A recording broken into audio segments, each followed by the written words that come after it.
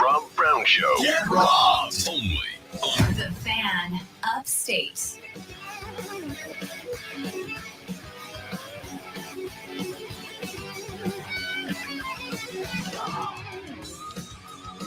And here we go, ladies and gentlemen. Welcome in. The Rob Brown Show is on your radio. The Wednesday edition of the program underway. The foremost electrifying hours in sports talk entertainment that you will hear anywhere at any time today is underway. I am Rob Brown. Obviously, the pleasure belongs to me back in the palatial Fan Upstate studios.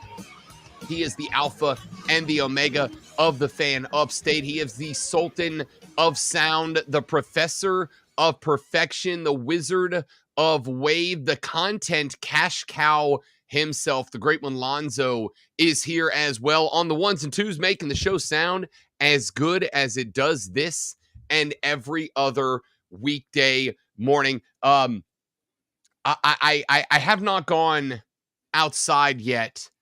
This morning. I haven't had a reason to, all right? I got up out of bed. The dog was still asleep. The fiance was still asleep. Robbie B had a couple of minutes to himself. So I got up. I went through my normal morning activities. I brushed the teeth. I grabbed myself a little sip of water. I sat to relax for just a couple of minutes before I had to sit down and get the working underway. Did not, as I usually do, go outside this morning. But as I sat here in the chair and I popped up the stream room so that Zoe and I could have our daily pre-show meeting where we go over every single second of the radio program, detail by detail, all the way through every bit of minutia to make sure that we continue to bring you award-winning radio every single morning. Lonzo said to me, "Have you been outside yet?" And I said, "No, I haven't, great one. I'm still working from the Casa de Love because, the car goes into the body shop tomorrow. Hopefully by next week, I'll be ready to get out there and wheel around and get back to the studio. But this morning, no outside time for me yet, as I decided to take my time getting ready for the show. And Lonzo told me right before we started that there's a little extra crispness in the air today, that the temperatures have fallen down. It's not quite our favorite season, and that, of course, is hoodie weather. Not quite hoodie weather yet, but Lonzo says that there's a little football in the air today, great one. Oh, for sure. But I don't say our when you say our favorite season, because we're in my favorite season, which is summer. But definitely feels a little bit like Friday night, Saturday night, cool breeze in the stadium. The lights are going and it's comfortable, that type of thing. Then the sun will come up and it'll be totally different. But for now, it does feel like football out there. For at least a few hours this morning, ladies and gentlemen, it is 65 degrees across most of the upstate. Go outside this morning. Take just a second. All right. I know you're getting up. You're pouring that first cup of Joe. You're making yourself some scrambled eggs and toast this morning. You're going through your morning routine. Listen, take just a moment, okay? Take just a moment, open the door, walk outside, and feel that crisp early fall air, all right? And just take that deep breath. Let that first little bit of cool air from the fall, this first just this little kiss of hoodie weather, let it wash over you with the understanding that it is 6 o'clock in the morning on Wednesday, which means you just have to wait from Wednesday at 6 a.m. to Thursday at 6 a.m. and then Thursday at 6 a.m. to Friday 6 a.m., and then Friday, 6 a.m. to Saturday, 6 a.m. And at 6 a.m. on Monday, there will be no more shut-eye, at least for those of you that get up that early in the morning. There will be no more shut-eye. There will be no more sleeps. Saturday at 6 a.m., you will just need 6 more hours of Guns N' Roses patience. Yeah. And then it'll be noon. And at noon on Saturday, from Dublin, Ireland, the rambling wreck of Georgia Tech, the Seminoles of Florida State will stand a few yards apart from each other. A man in a black and white striped shirt will raise his hand in the air, and once he gets the attention of the 22 young men standing adorned in helmets and shoulder pads and cleats, and they all nod and raise their own, that man will blow the whistle. And when he does, a boot will be put to a ball, and the college football season will be underway. Now, again, we've said it a number of times, and I know that Saturday slate isn't exactly the most compelling that we've ever gotten. We'll have what could be a decent little football game in Aviva Stadium in Dublin, Ireland.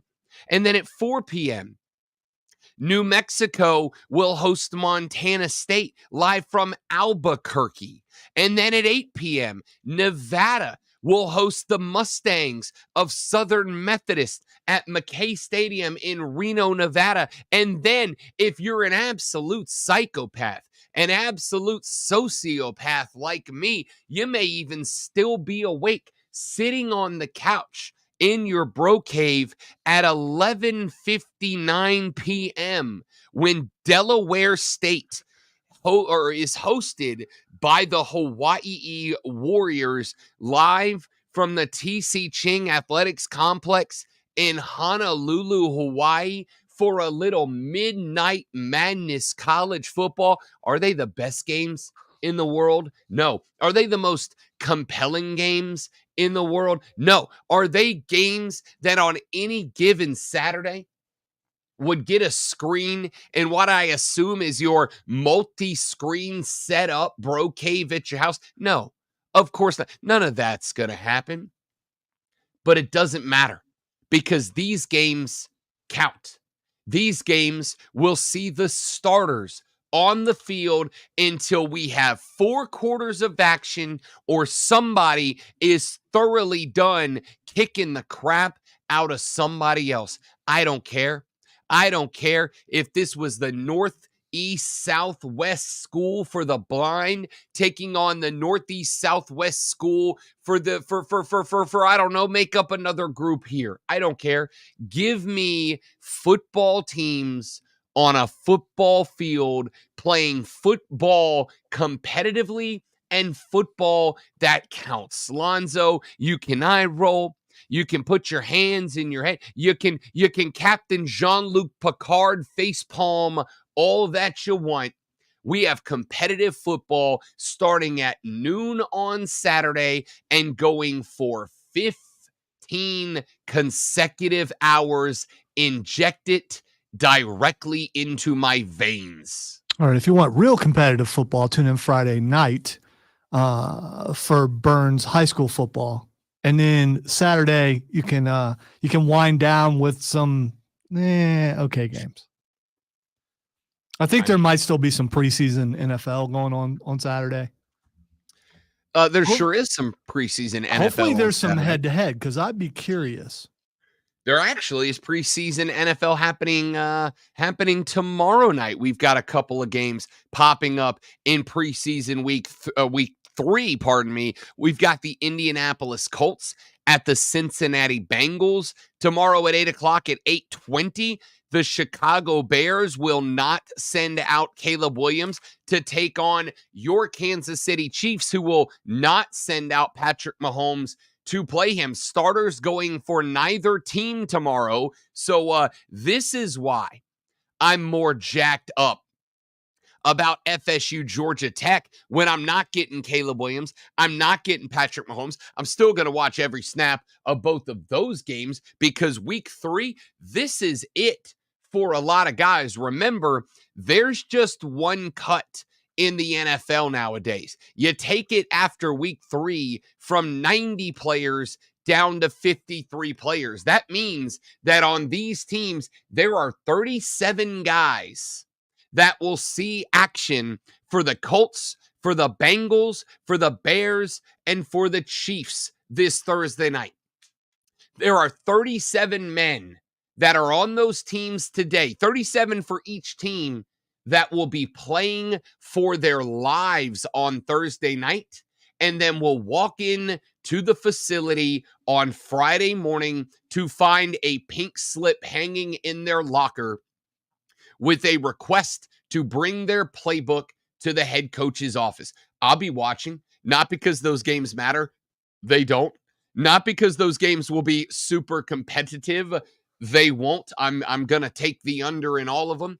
I'm not watching those games because they have any impact on who wins the Super Bowl. They don't. I'll be watching those games because if you like the spirit of competition, if you like the guts in football, if you like dudes playing because they either love the game or because they live by the game, with the knowledge that at least 37 guys wearing Colt horseshoes on their head or Cincinnati Bengals stripes on their helmet or Chicago C's on the noggin or KC arrowheads on the dome, 37 for all 4 will not be on an NFL team 12 hours after those games come to their conclusion. I'll be tuned in. I'll be watching. But man, the games on Saturday, they do matter. They matter to the players on the field. They matter to the coaches in the headsets. They matter to the fans in the stands. And in at least one of those 4 games, possibly 2 of them on Saturday, you've got teams that we think will be competing for conference championships playing on Saturday. We've got 2 teams at the minimum that have college football playoff aspirations. We've got 2 teams at the minimum who, if they lose these games on Saturday, their hopes and their dreams are dinged up just a little bit. It matters. You might as well be a yell leader. Isn't that what you call them? From the Colts? Because that's what you're doing about week 0. I mean, listen. Where are your overalls? Aren't you supposed to be wearing overalls when you do this? For no, because I don't do all the dumbass hand signals. What's up? Woo! Hiya! Woo! I don't do any of that. All right, that is Colt-like behavior. If I you can't be involved. If you want to know what Rob just did, you missed it, and you could see it on our stream. You could see it on our stream by going to Facebook.com and YouTube and searching the Fan Upstate, or by going to Facebook, YouTube, or Twitch and searching the Rob Brown Show, where you can watch all 4 hours of all 5 days of all 52 weeks, at least the days that we're here and want to, live on the stream. Go behind the scenes with the great one and I. You can not only see our bright, shining, handsome faces, but you can watch the energy, the enthusiasm, the passion with which we attack this show, the energy, enthusiasm, and passion that will be on full display this Saturday for week 0 of the college football season, ladies and gentlemen. Give it to me. Give it to me. Give it to me. Give it to me. Give me what I want. Contain your zeal. You're causing yourself to digitize. I will do my best to pull it back, to scale back. Are you more excited, great one?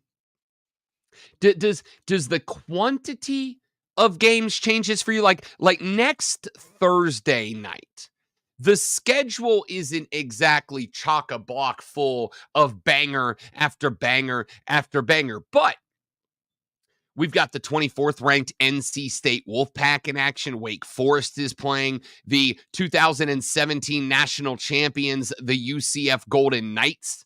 Will be playing on Thursday night. North Carolina is at Minnesota in an ACC Big Ten showdown. The Buffaloes of Colorado are hosting North Dakota State. Coastal Carolina back in action. Number 12, Utah sees the return of Cam Rising hosting Southern Utah. Not exactly banger after banger after banger after banger, but there's a quantity of games. So that's Thursday. You're saying that was next Thursday?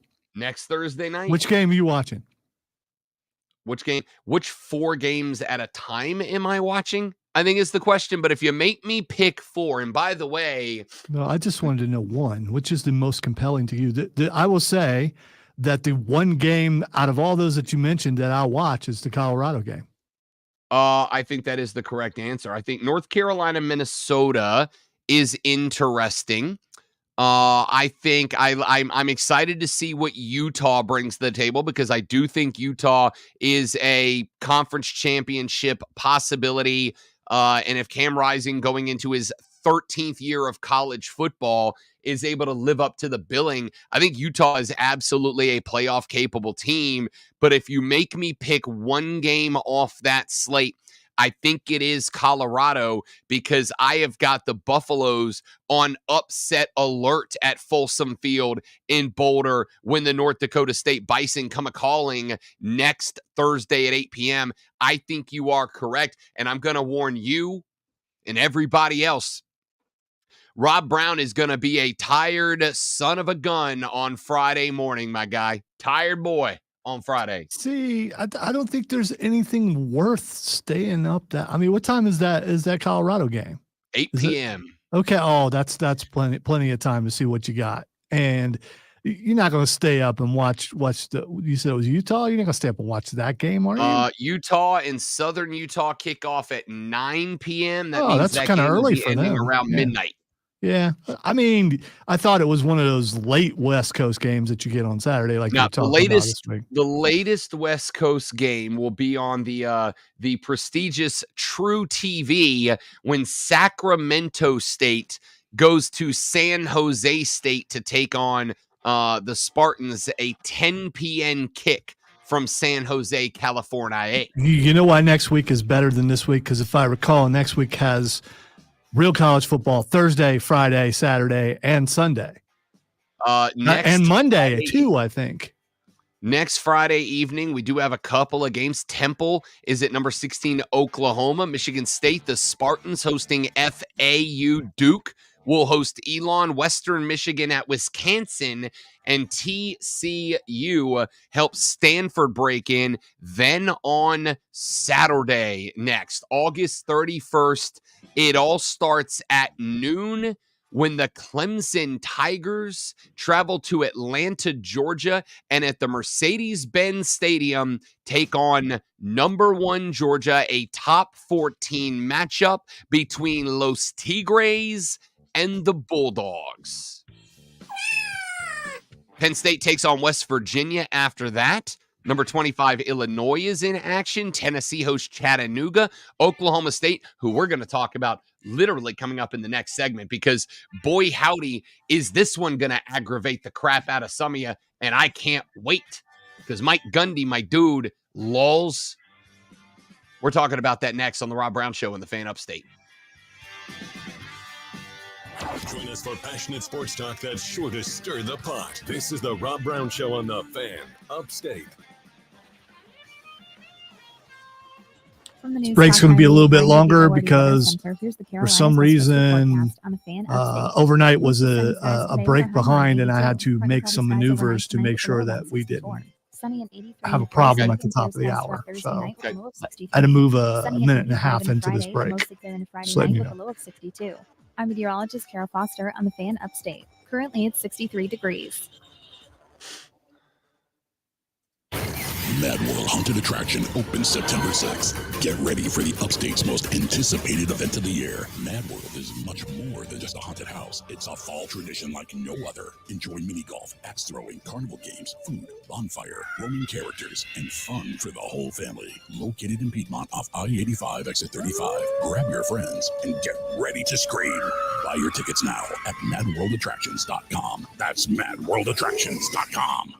When people have a craving to explore new and traditional Asian cuisines, they head to P.F. Chang's, where scratch-made dishes come from the 2,000-year-old tradition of wok cooking. P.F. Chang's wanted to explore new possibilities for their website. They turned to AmericanEagle.com. AmericanEagle.com re-architected P.F. Chang's website, integrating multiple third-party systems to create a unified digital experience. The results? Improved page speed and performance, personalized content based on users' location, intuitive online ordering, an increase in organic search visibility, and a 40% increase in new users. For scratch-made Asian cuisine, visit your local P.F. Chang's or go to pfchangs.com for website design, development, digital marketing, and hosting that produce efficiency, revenue, and results. Visit AmericanEagle.com. P.F. Chang's and Yeah, I was AmericanEagle.com. right. I thought so. There's a game the best businesses in the on world, Sunday. turning to the best in the LSU and business for USC, websites. Go two to ranked teams. AmericanEagle.com or call 877-WEB. We're off on Monday. 877-WEB now That's one. also right. You went to doctor And after Monday doctor night looking is for Florida relief State, Boston and always College. walked away So- discouraged. Surgery and drugs hadn't worked before, so why would he try them again? That's when Carmen made an appointment. And then at that QC Thursday is when the Kinetics. NFL starts with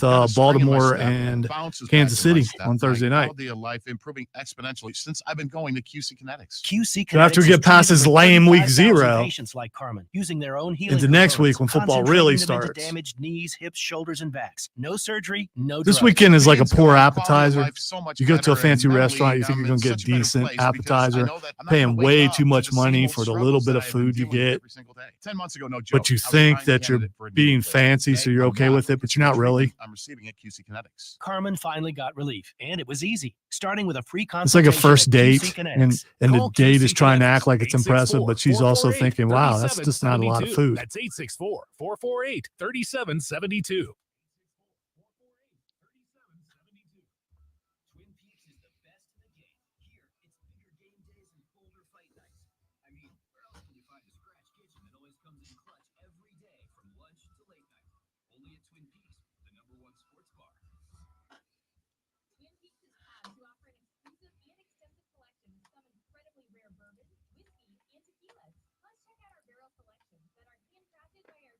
I have described week 0 as sitting down at the table exceptionally hungry, and the waiter comes and he takes your order, and you put in for that big ribeye steak and those excellent mashed potatoes, or a nice big thick juicy baked potato, and you got the veggies over on the side and whatever else you're all excited about, and the waiter takes your order, and then he walks back to the table and he sits down that basket of bread, right? Like, you know it's not what you want. You know it's not the best thing you're going to eat, but you also know that bread's going to hit the spot for just a minute. It's a nice little holdover for just a few more minutes until that big old ribeye shows up.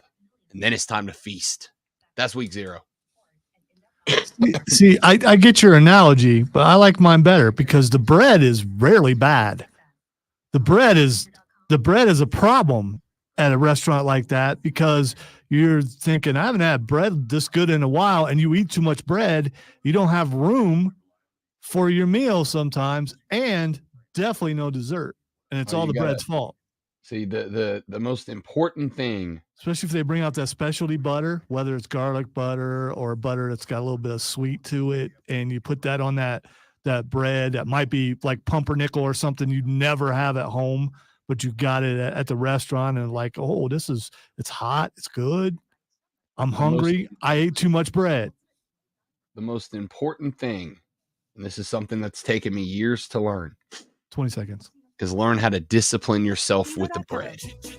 It's not an easy thing to do. The fiance is a big Texas Roadhouse fan, as is every other person raised in South Carolina. When they bring the food in that honey garlic butter, I get 2 rolls, and then I have to push it away. Two's a lot. Fan Upstate. Lonzo and I were having a conversation during the break about week 0, and I think it's a conversation that, while it could very much remain stream exclusive, because you can watch us stream all 4 hours of the show by searching Facebook and YouTube for the Rob Brown Show and the Fan Upstate, or by watching on Twitch by searching the Rob Brown Show. I'm gonna bring it to the airwaves, because I think it's an apt comparison.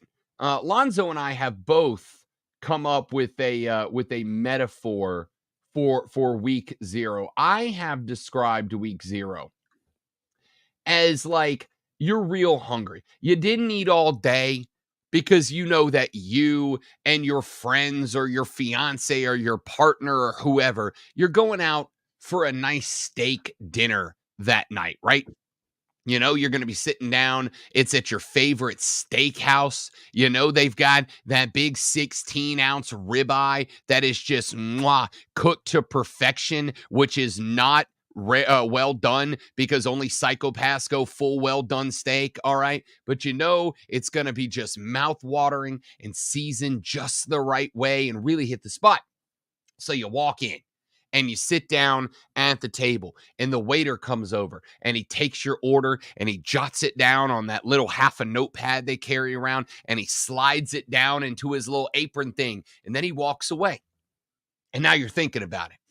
Now you're thinking about it because you know that ribeye and that big old fat baked potato and those asparagus stalks or whatever your veggie or choice is. Eat your veggies, kids. It's important. You know it's right around the corner. You know it's almost here. You know it's almost time. And then here comes that waiter. And you're starting to think more about it. And you're starting to salivate a little bit. All right. You can feel yourself getting excited. And he walks up to the table and he sets down in the middle of the table a big old basket of bread and some of that delicious garlic honey butter. All right. Now, it ain't what you came for.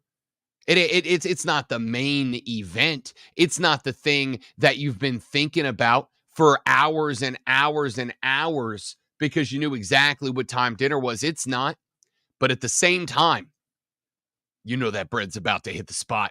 You know that bread's about to slap. You know that bread is about to be spectacular. And so you reach over there and you pick up that one perfectly browned roll and you cut it in half and you slather that garlic honey butter on there nice and thick. And then you close that roll and you give it just a second so the warmth of the fresh baked roll can kind of melt that butter, get it all nice and liquidy so it just kind of flows into the pores of the inside of that bread. And then you take that first bite. You take that bite of bread, and by God, it just hits the spot. It's perfect. And in that moment, just for that moment, you're satiated. You're happy. You feel alive. You feel real good for that moment because that bread, oh man, it's just phenomenal. And then you finish that roll. And that roll's gone. And you sit back in the chair as those last little bits of that fresh warm bread and garlic butter, they wash down. And as you look at it, you think to yourself, that was perfect. That was delightful. It was delicious. Now give me my damn steak. Now give me my steak. Give me what I came for. Give me that main event. That bread is week 0. That steak is week 1. And I don't know about you, Zoe, but I've got 2 steakhouses that are in the rotation for Rob Brown. One of them is your like go-to chain steakhouse that does a wonderful job. They make good steak. I've never been disappointed. Some good apps. The bread's on point, and they've got that specialty butter that you can only get there. And then I've got another place, a nice little local steak joint that's not too far away from the house. And that place buys those steaks fresh every day from a local butcher. That place has the best cooked steaks in the game and pretty good bread overall. Pretty good bread overall. Not as good as the Chain Spot, but still pretty good. You can take me to either place, and I'm real jacked up about the steak.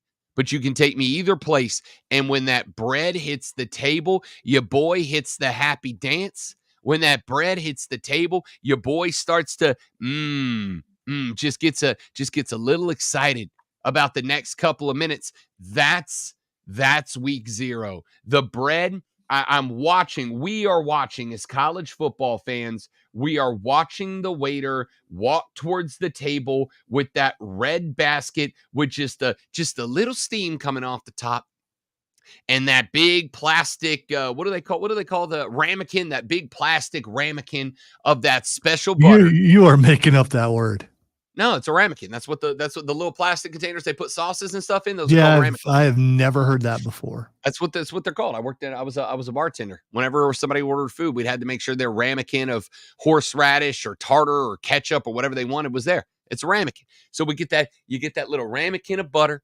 You get that roll. That's where I am in the land of college football right now. From now until Saturday morning, I am watching the waiter walk over with that little red basket of bread and that ramekin of that special butter. And I know when it hits the table, is it going to be exactly what I've been waiting for? No, the main event's next Saturday.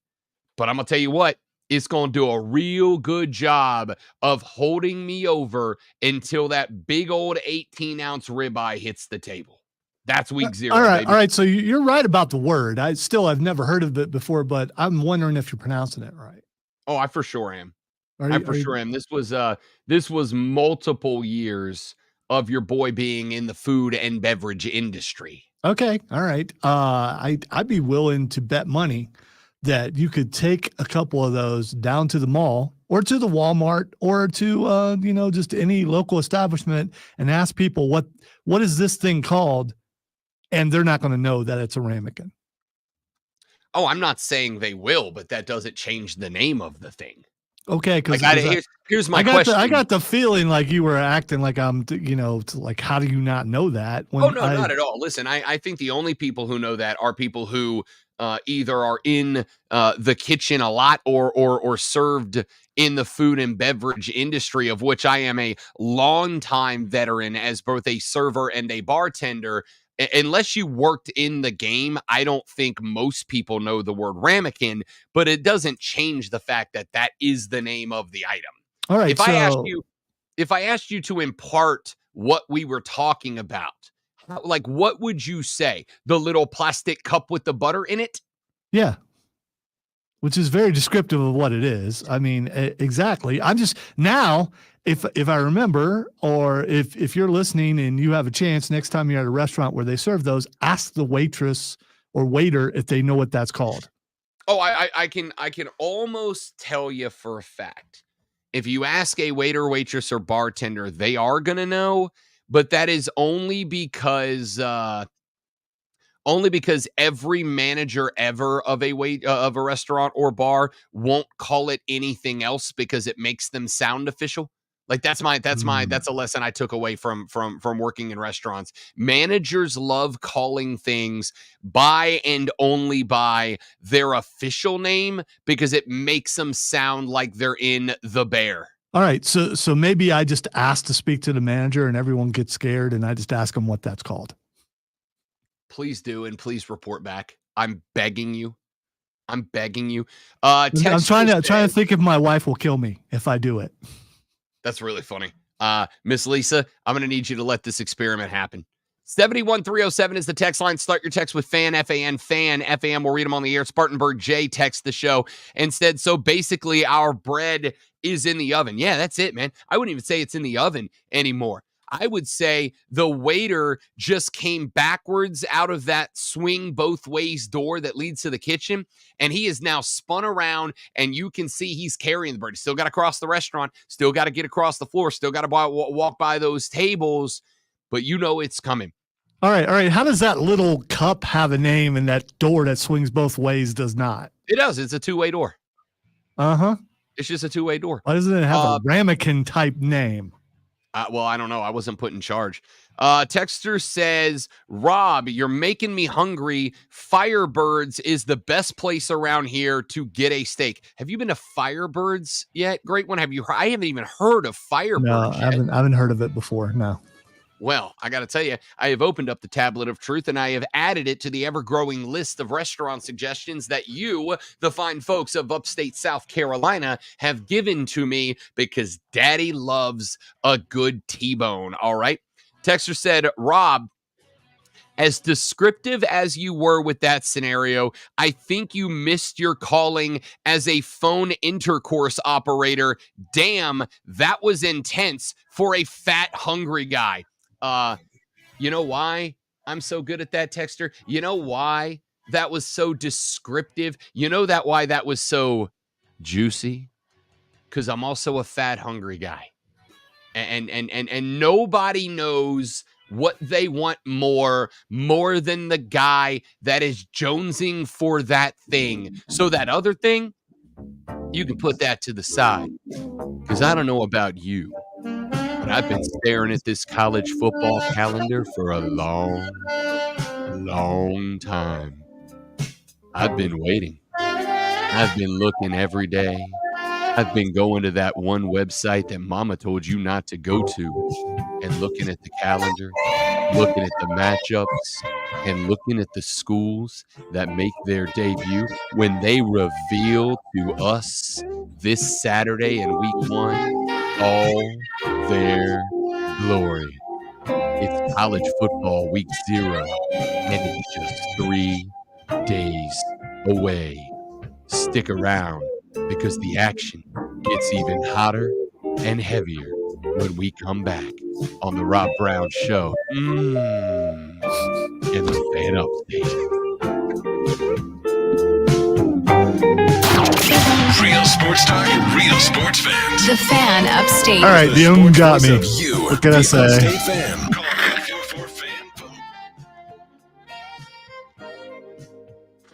I don't know where that came from.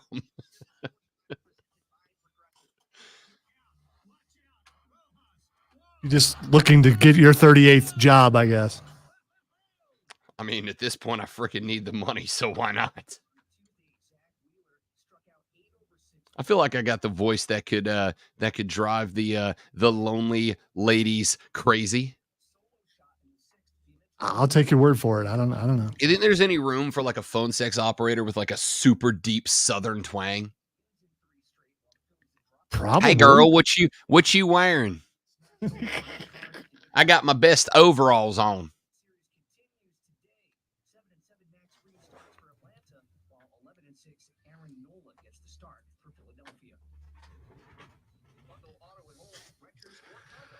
I just had a thought, that's too risque for word.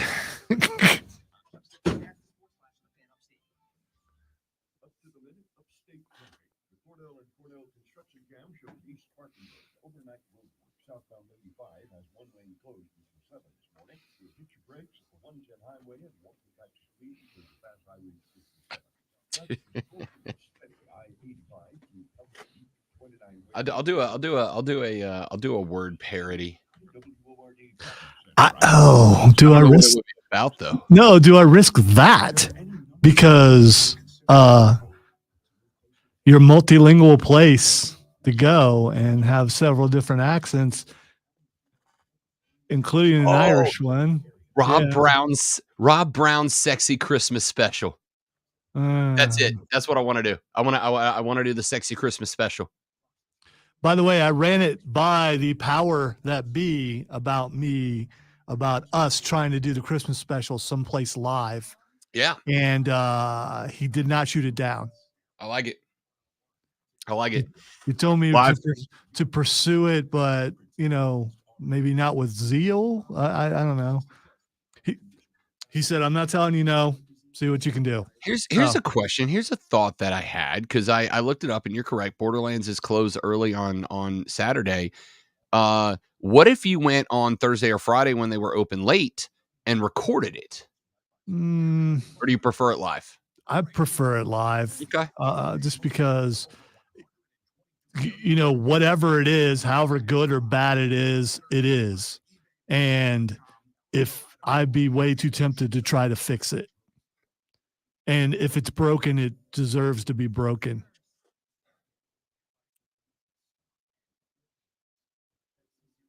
I have some ideas, so we'll see. I've never so far not made my ideas work on this, so we'll see. Upstate. 97.7 FM Greenville. 97.1 FM Spartanburg. Always live on the Free Odyssey app. Now, the Infinity Sports Network. No need to check the clock. It's Rob Brown time. Now, weekday mornings from 6 to 10 on the Fan Upstate. All right, the Rob Brown Show on your radio. It is the Fan Upstate. Rob and the great one, Lonzo, with you. I either apologize for or tell you that you're welcome for how I ended that last segment, because I'm sure it made a lot of you feel some kind of way. And again, you're either welcome or I'm sorry. Texter said, Rob, my stomach hurts from laughing. OMG. I hope Lonzo clipped that. The sexy voice was on point. I'm not saying that will or will not be turned into a promo here on the show, but it probably will. It probably will, because if Lonzo won't do it, I will. Yeah, but here's the problem. We've used that a couple of times for a couple of promos. But this one's timely now, right? Like, aren't we supposed to be timely? That one's timely now. I don't know if I want to overdo it. And maybe I'll do it just to make the other guys jealous, the afternoon guys, because I don't think either one of them can do that voice. I know I can't. So, I think that's a Rob Brown exclusive. Do you think there's room in the phone sex operator catalog for like a phone sex operator with like a crazy Southern accent, right? Like, hey baby, what you wearing? I'm wearing my favorite overalls, but I ain't got no Busch Light shirt on underneath them. Wow. Like, I feel like there's a woman that would go for that. You know what I mean? There's probably a lot of women that would go for that. I just, I don't know that those lines still exist. Do they? Oh, for sure, dude. I have no idea. Even I with have the no idea. internet, None. those things still exist. That's shocking. Listen, video's free on the internet, but like sometimes you want somebody to talk to you. You know what I mean? Like you don't want to just look at something that everybody. You want something that's just for you. No, allegedly. I don't know. I was going to say that was pretty specific. Is it? No, okay? I don't know that for a fact. All right, let's get a story out of the way real quick, because this one I don't know why is wildly entertaining to me, and I think it's because for one reason or the next, there's something that Lonzo and I have. For all of our debates that we have on the show, there is something that we both very much have in common, and that is good, bad, ugly, and different. Sometimes we enjoy seeing people get worked up over things that don't bother us at all. I believe they call people like us trolls. And this story I know is going to it's gonna needle some of you, I think, just a little bit.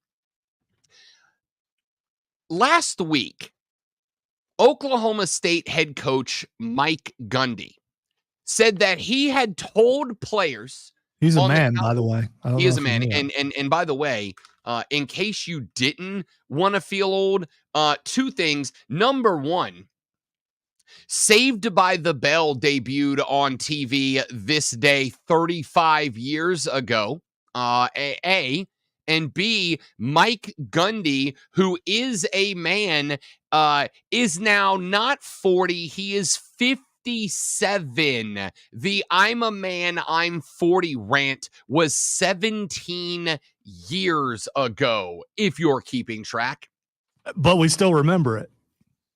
Like every day of my life. Do you understand? And if the speed limit is 40, I'm yelling at the people in front of me, be a man, because they're doing like 34 and a 40, Anyway, in 6 months, I turned 40. If you think for a second that I am not going to spend 365 days yelling, I'm a man, I'm 40 at every single possible opportunity, it's like you don't know me at all. All right. Anyway, Mike Gundy, the head coach of the Oklahoma State Cowboy football program, told the media that he told his players, quote, "There's no negotiating now. Portal's over. All negotiations history. Now we're playing football, just coaching and playing football," effectively saying that he expects his players, now that the season is here, to stop being concerned with NIL. He said, quote, "The business side of what we do now, we have to have those conversations with them. Tell your agent to quit calling us and asking for more money. It's non-negotiable now. Start again in December." Now, as somebody who is pro NIL, as somebody who is pro the portal, I am fine with this. If this is the way the Oklahoma State Cowboys elect to go, then I am fine with this. It is their decision and their prerogative. But I will also say, don't be shocked down the line if other schools who do not hang up on players in season, when they go, "Hey, coach, I just put together 3 consecutive 100-yard rushing games or 150-yard receiving games, or I've scored a touchdown in every game this season. I would like to work on a new NIL deal." Don't be shocked if other schools say, "That's totally fine with us. Keep that in play," and players start going there. But until that happens, I'm good with your decision here. But you know what? Here's what Mike Gundy needs. He needs a GM.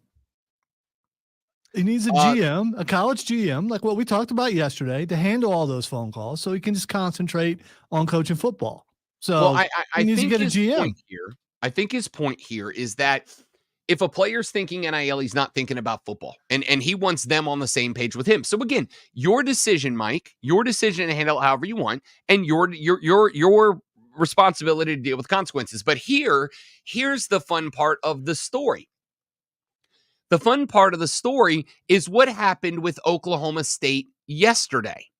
Yesterday, the Oklahoma State Cowboys announced that football players will wear on their helmets this fall QR codes on the back of the helmet, in the middle of the stripe that runs down the middle of the Cowboys helmet, will be a 1.5 square inch QR code that, if scanned by fans, will automatically take them to a web page organized by the program's NIL fundraising arm, entitled, Lonzo, maybe the most questionable NIL collective name out there, Pokes with a Purpose, end quote.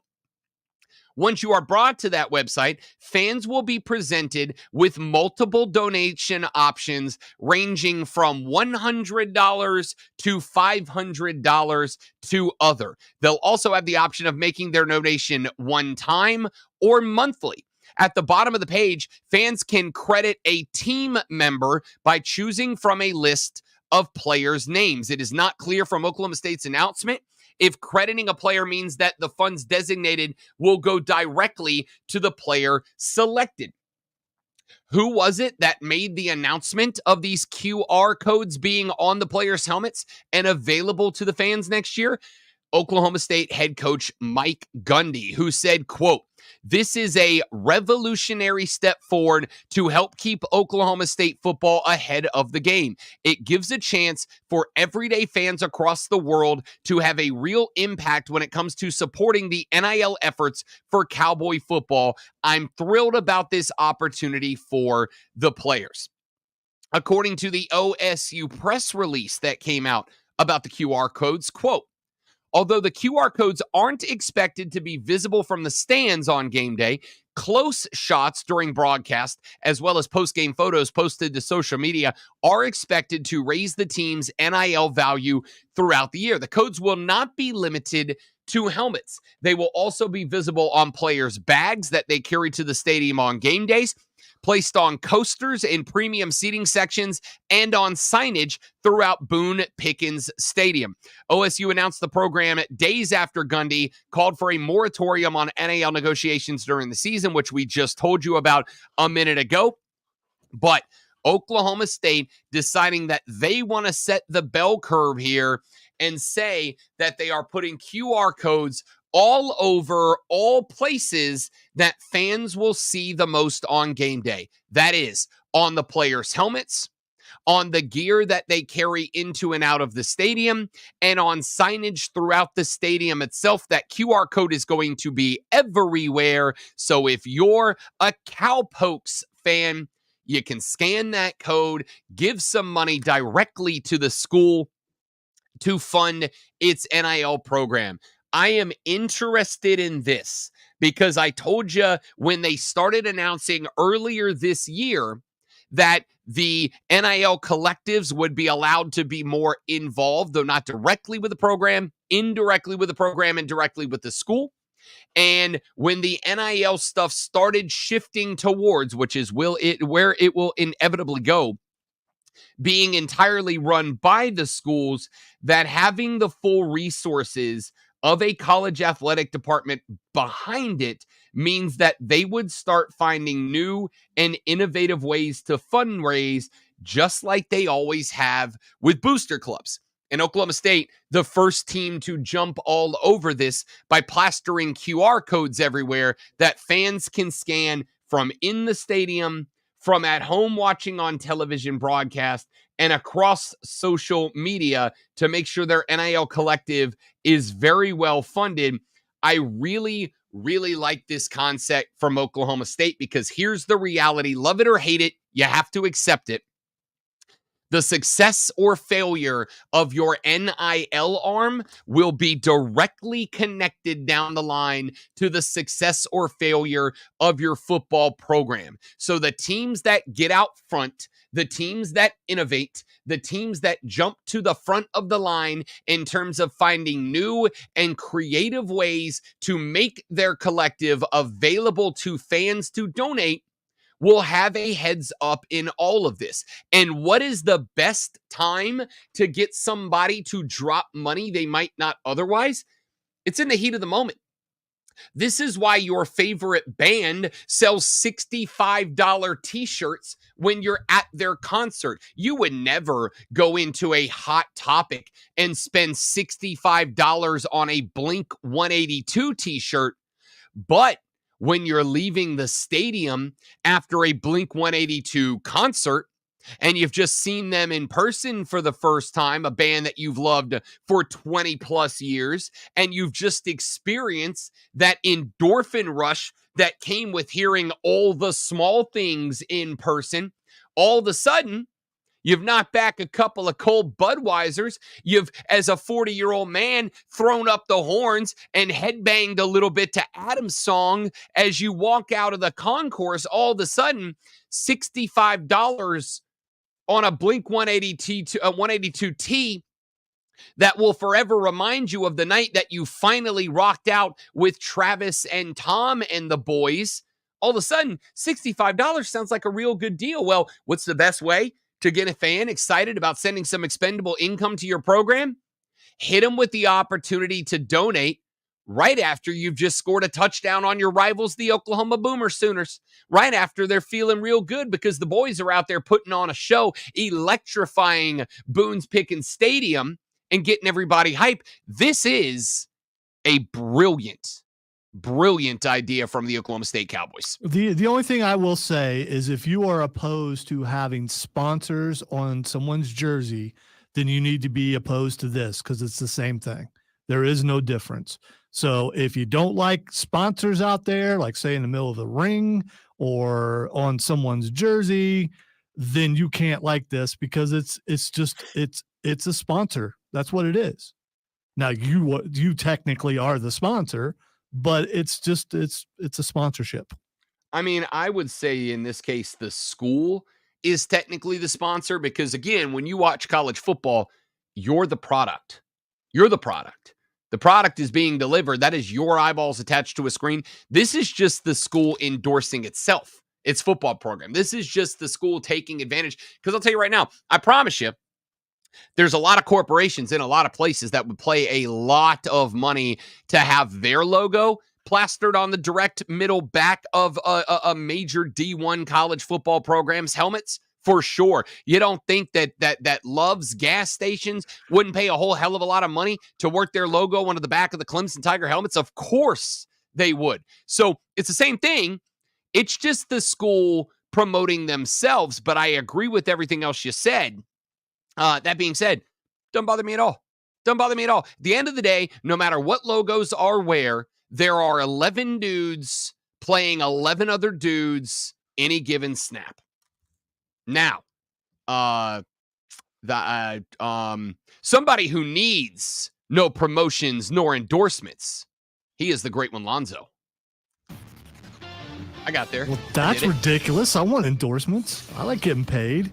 The Atlanta Braves took the first of 3 games against Philadelphia last night, 3-1, on the back of a stellar performance from returning All-Star Ronaldo Lopez. Lopez worked 5 innings, striking out 10 and giving up just 1 run on 5 hits. Atlanta had 7 hits, including Marcell Ozuna's 39th home run of the year. Atlanta closed the gap to 6 games behind Philly in the division. Game 2 is tonight.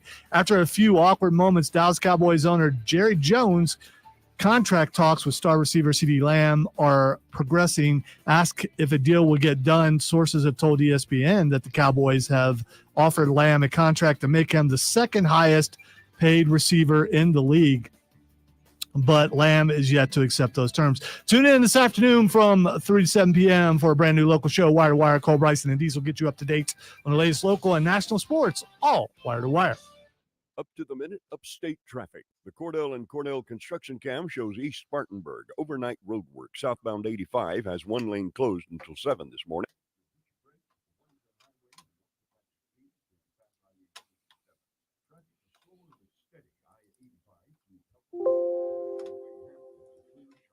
From the News Talk 98.9 WORD Traffic Center, I'm Bill Brooks on the Fan Upstate.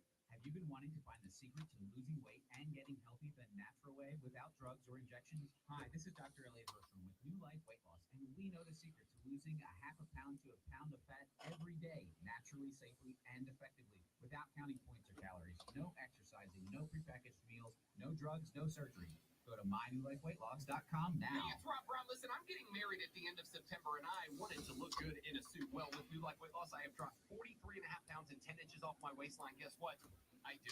And if you call New Life and tell them you heard about them on the Rob Brown Show by the end of August, they'll give you $250 off the program. Listen, if I can do it, you can do it. Many patients lose 20 to 30 pounds in about a month or 2. That's up to a pound per day. For your free consultation, call 864-719-2550 or go to mynewlifeweightloss.com. Our expert team will discuss your health goals, help determine the root causes of your weight issues, and put you on a path to success. Go to mynewlifeweightloss.com now. Attention Rebel fans, are you ready to experience MVP treatment in banking? Look no further than Founders Federal Credit Union, where personalized service is the winning play. Don't settle for being just another number. Join the Founders family and receive the personalized attention you deserve. Visit an office near you or visit relaxjoinfounders.com. See if you qualify for membership. Relax. Go Rebels. Federally insured by NCUA. Membership qualification required. Terms and conditions apply. Join us at Trailblazer Park and Travelers Rest this Sunday for the Leo Santa Car Show. Preferred Home Services, Healthy Blue, Greenville Heritage Federal Credit Union, and Greenville County Law Enforcement have partnered with Odyssey to collect toys for upstate children. Learn more at leosantachristmas.com. Mad World Haunted Attraction opens September 6th. Get ready for the upstate's most anticipated event of the year. Mad World is much more than just a haunted house. It's a fall tradition like no other. Enjoy mini golf, axe throwing, carnival games, food, bonfire, roaming characters, and fun for the whole family. Located in Piedmont off I-85 exit 35. Grab your friends and get ready to scream. Buy your tickets now at madworldattractions.com. That's madworldattractions.com. Are you passionate about helping children and families? Turn that passion into results. New child welfare case managers with the South Carolina Department of Social Services can earn a starting salary of at least $44,825 with additional salary increases for BSW and MSW degrees and annual increases after 1 year of service. Learn more at dss.sc.gov. This message is sponsored by the South Carolina Department of Social Services. Trey, I was driving home from That's why the soccer game the other Friday night, and I went one way out of a parking lot to try to not drive through standing water, and I ran over a curb that was under the water that I did not see, and it ripped the underguard off of my car and broke a bunch of wires and cables and whatnot. So I have to go get that fixed and probably blow through a Brought to you by large chunk of my A lot can happen. of my wedding savings money, which means the PS5 is now another couple of months away, unfortunately.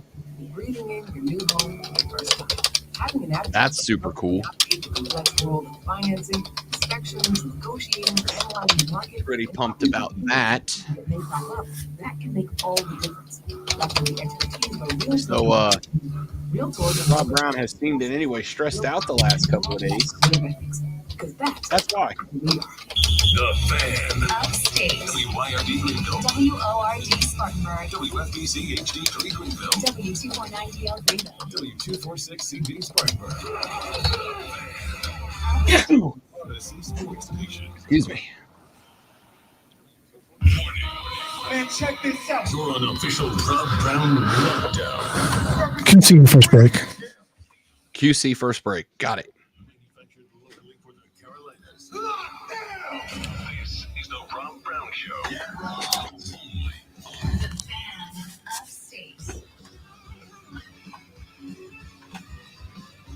It is the Rob Brown Show. It is the Fan of State. Welcome back, ladies and gentlemen. Our numero dos starts right now. Rob and the great one Lonzo with you on a lovely upstate Wednesday morning. 3 hours, 3 days.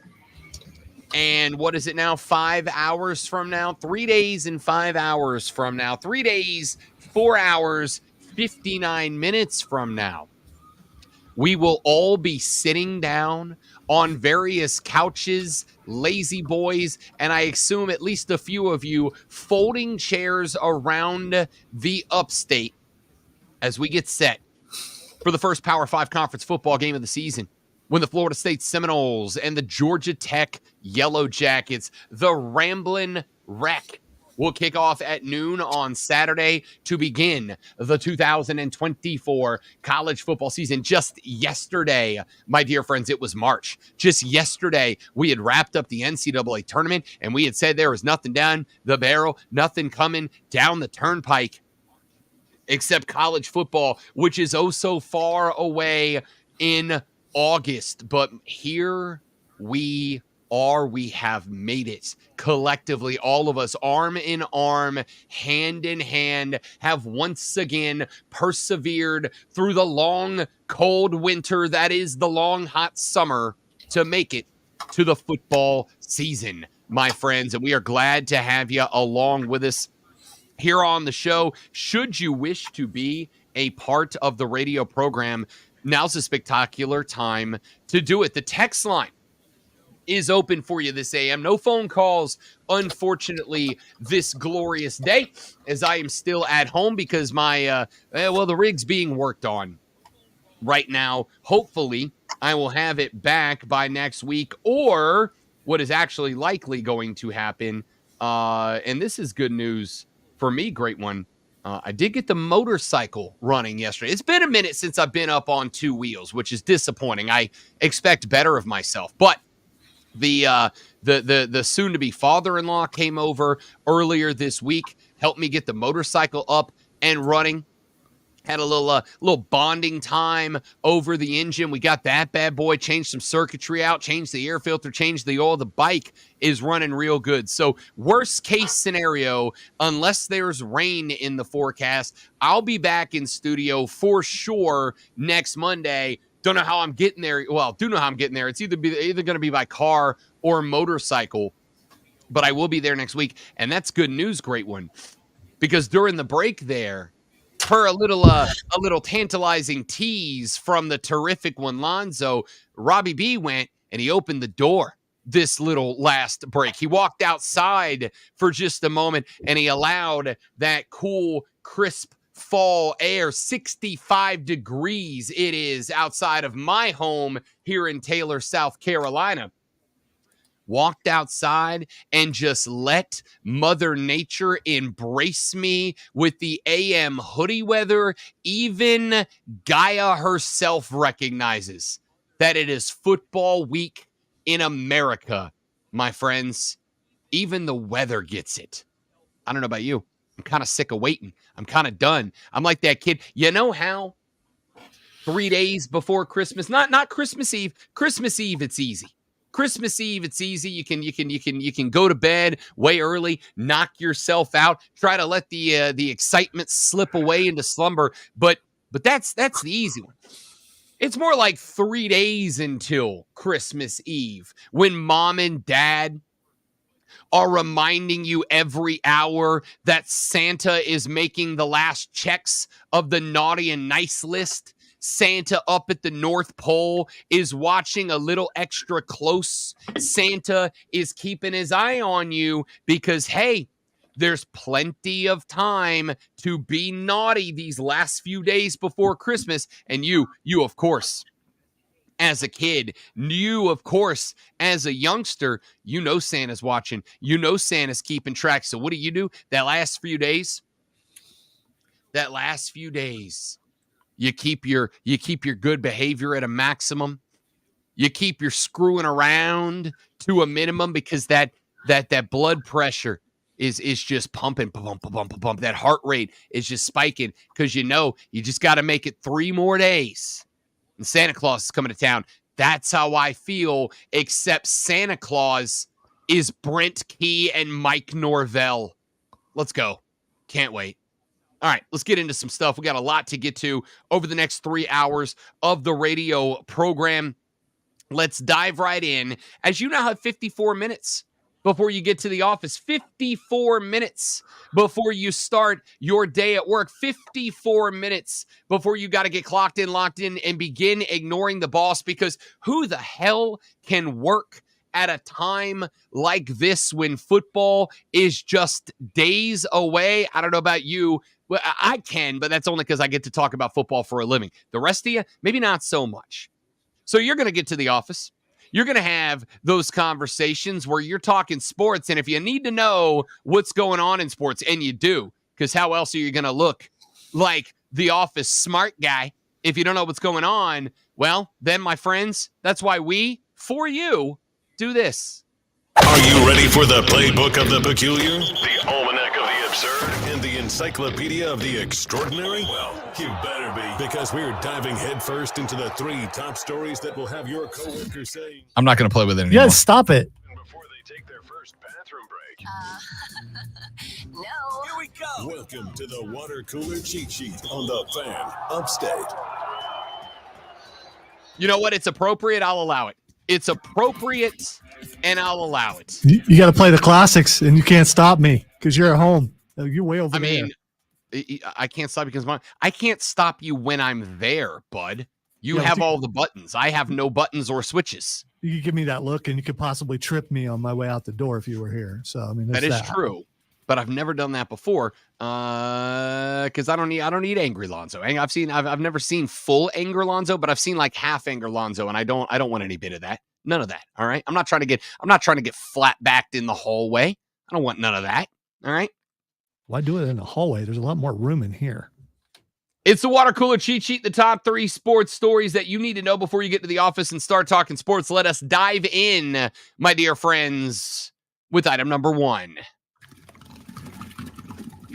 We mentioned it in the last break, but I don't know how I don't make it one of the top 3 stories because it is intriguing, it is interesting, and I know that at least a few of you are going to think it's a little bit gross. That, to me, makes it worth the conversation. Yesterday, the Oklahoma State Cowboy football program and athletic department announced that this season, their football players will wear a QR code on the back of their helmets. When scanned by fans, those QR codes will take them to the website of Pokes with a Purpose. Now, don't worry. Unlike other websites that involve the word poke, this website is safe for work. It is the website. That's very fair. It's very fair. This is the official website of the Oklahoma State Athletic Department official name, image, and likeness branch. If you scan the QR code and are taken to that website, you will be met with the opportunity to donate money to the Oklahoma State Name, Image, and Likeness Collective. The QR codes will be 1.5-inch decals that feature each player's name and number. They are not expected to be visible from the stands, but they are expected to be noticeable on close shots during broadcast and in post-game photos posted to social media, that per a press release from the University Athletic Department. The codes will also be on each player's bag tag, the bags carried in during the walk, the pregame walk before home games at Boone Pickens Stadium, and taken with the players on away game travel days. The QR codes will also be posted on advertisements around Boone Pickens Stadium so that fans in the stadium will have the opportunity to log in, scan said codes, and to donate money to the collective. I like this idea, and I'll tell you why.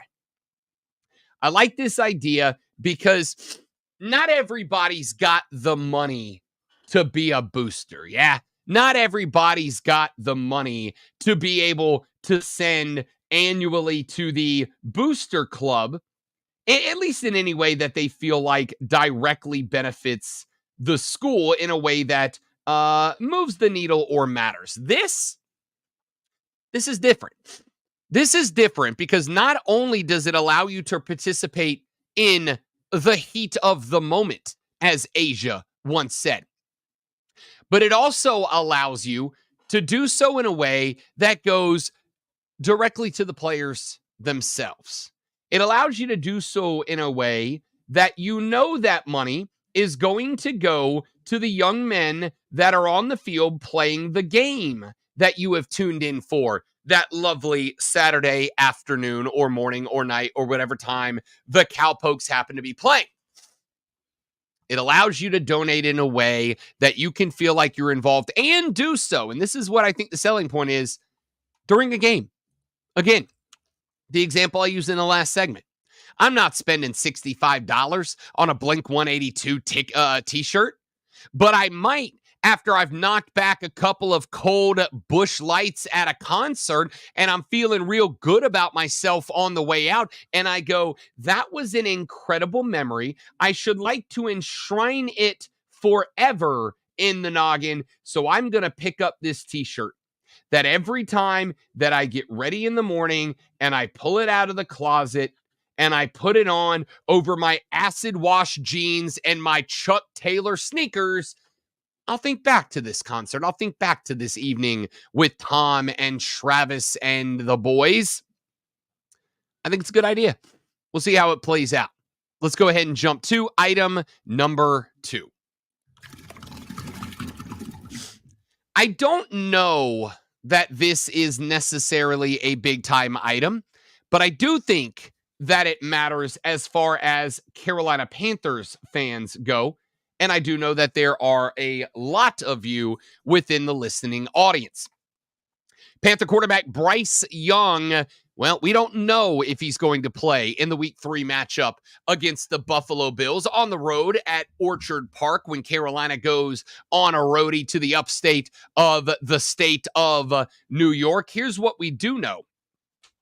What we do know is Dave Canales is talking about it. We do know that Dave Canales is thinking about it. We do know that Dave Canales has been working extra time with Bryce Young. Yesterday, BY was asked, are you going to be uncomfortable entering the regular season if you do not take any live snaps in the preseason. Bryce Young's answer, quote, I will be comfortable either way. I know that they are not just waking up and rolling the dice. There is a reason for everything, and they are very calculated in what they are doing. They have our best interest at heart. They have had success as a start throughout different places, so I will be comfortable whatever the call is. Dave Canales, when asked about it, he said, quote, we have to look at what does that starting group look like if we put everybody out there. Are there enough healthy guys to say, man, this is valuable for us to get reps? Once we start to get into the depth of different positions, it kind of forces our hands sometimes on guys we play, guys we can play, or do we need them to play? End quote. Thus far, none of Carolina's starters have played in preseason losses to the Patriots and the Jets. The Panthers held out 33 players against the Patriots and 38 against the Jets, prioritizing injury concerns over developing chemistry. That has been not uncommon across the NFL. There have been some quarterbacks who have played, guys like Patrick Mahomes, guys like Josh Allen. On the other hand, other players like Deshaun Watson, who has not made his debut for the Browns in 2024, have not taken the field yet. So while we can sit here and say, we'd like to see some BY snaps. We'd like to see QB1 get some reps. We'd like to see the young man in his rookie but not rookie year get some reps out there with the ones. The issue for Carolina, according to Dave Canales, is that due to injury concerns and availability, they haven't played the ones at any position. We haven't seen Deontay Johnson yet. We've seen very, very limited use from the RBs, Sanders and Hubbard. It's been just a couple of spot plays here and there. So Dave Canales is now saying, hey, look, it's not that we don't want to get him reps. It's that we want to get him reps that are healthy reps. We want to get them reps that are meaningful. Sending them out there with the 2s and the 3s may not actually do anything. And if we do send them out there behind a hodgepodge makeshift offensive line full of backups and reservists, that might actually be worse than it is productive. We'll circle back around to that later in the show. Let's get to item number 3 very quickly. I told you yesterday about the importance of a 3-game set that the Atlanta Braves have opened up against the Philadelphia Phillies that started last night at Truist Park. Not only did it start last night at Truist Park, it went pretty well for the Atlanta Braves. Reynaldo Lopez made his return for the Atlanta Braves after a forearm injury sent him to the IL for 2 weeks. He did have a quick rehab stint in Gwinnett. He made his return, got to the bump last night for the Atlanta Bravos, and was a wizard, Airy. 5 innings pitched, 5 hits surrendered. Here's the best number of all. Paid 10 through 5 innings, surrendered just a single run. Grant Holmes gave 2 innings of setup. Joe Jimenez gave 1. Raisel Iglesias gave 1. Combined through 4 innings, those pitchers surrendered 0 hits, 0 runs, 0 walks, and K'd 3 in a relief effort that saw the Atlanta Braves knock off the Philadelphia Phillies 3-1 and take game 1 of a 3-game set at the house against the Phillies. With the win, the Braves have now decreased Philadelphia's lead in the NL East to just 6 games, and with a Mets loss last night, have increased their lead for the 3rd and final wild card spot to a full 2.5 games over the New York Mets. The Braves will get game number 2 against the Phillies underway this evening in Atlanta, Georgia at 7:20 p.m. That, my dear, dear friends, is your water cooler cheat sheet. When we come back here in just mere minutes from now, we have talked about the ACC on Monday. We talked about the Big Ten yesterday. Coming up next, we talk about the big dog, the Southeastern Conference. Georgia, Alabama, Lane Kiffin, and the Ole Miss Running Rebels leading the charge. Can Georgia stay the top dogs? Can the Tide roll with a new head coach? Can Joey Freshwater's transfer portal class thrill? We will answer those questions and stack up the Southeastern Conference when we come back on the Rob Brown Show in the Fan Upstate. QC. Yep.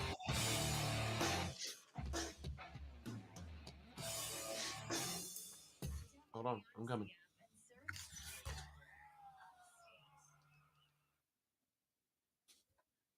Ladies and gentlemen, allow me to tell you about our friends at QC Kinetics, the nation's leader in non-surgical regenerative therapy for joint pain. If you are dealing with joint pain, you are, let's be real, dealing with more than joint pain. It's the pain itself. Sure, that is a pain in the, well, knees and backs and hips and lower spine, whatever.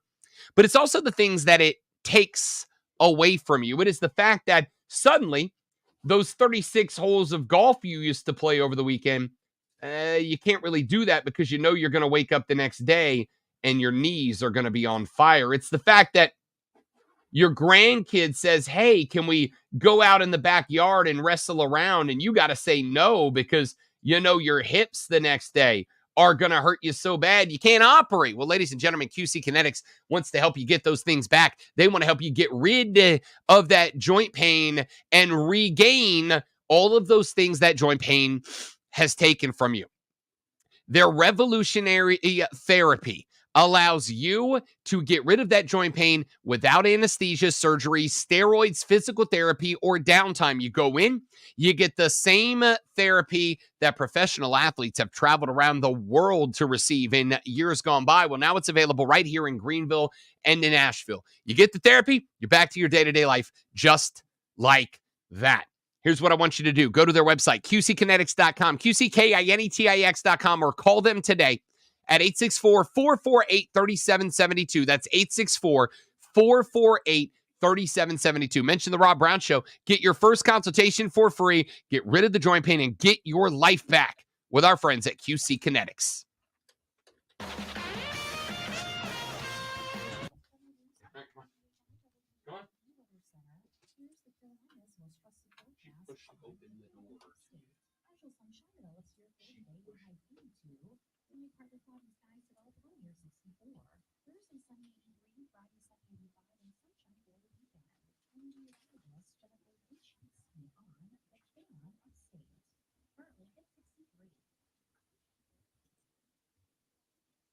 It's time for a road trip. We'll discuss as we take a bite out of history with English Washington. It's Dwight D. Eisenhower first proposed a national system of highways. No doubt his experience as the early lieutenant taking an 81-vehicle Army convoy from D.C. to San Francisco in 1919 had something to do with it. Eisenhower proposed a modern interstate highway system in the State of the Union in January of 1966. By June of 1966, the House and Senate approved the Federal Highway Act of 1966, calling for 40,000 miles of new highway at a cost of $24.8 billion. Highway construction began almost immediately, employing tens of thousands of men nationwide and calling for billions of tons of gravel and asphalt, and created the new U.S. trucking industry. With the creation of the highway system, many industries began to flourish. Hotels popped up, restaurants, tourist attractions, and gas stations. 1 in 7 Americans became indirectly influenced by the automobile industry. We became a nation of drivers. This has been a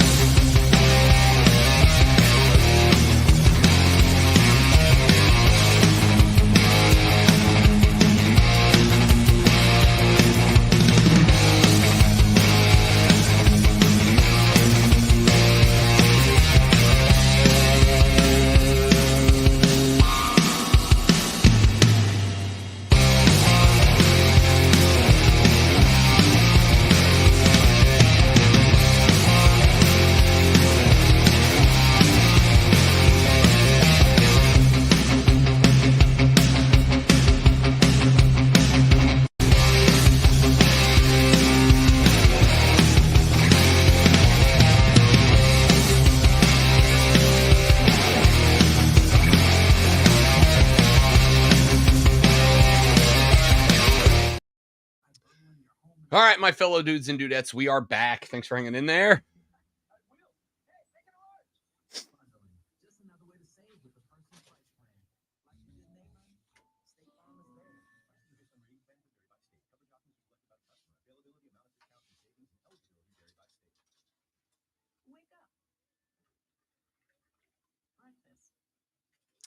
Is the money tax deductible? You know what? That's a great question, Trey. Is NIL donations tax deductible? If the NIL collective does not have a 501c3 status, then any money you've given to a collective is just a payment, not a charitable contribution or tax deductible donation.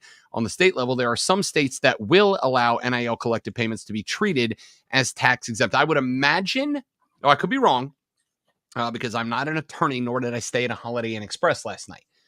But I would imagine that if you are in a state and you donate to a public state university, that money would likely be tax deductible as a donation to the university. But NIL is not technically, it is a donation to the university for the university to utilize to put towards their NIL efforts.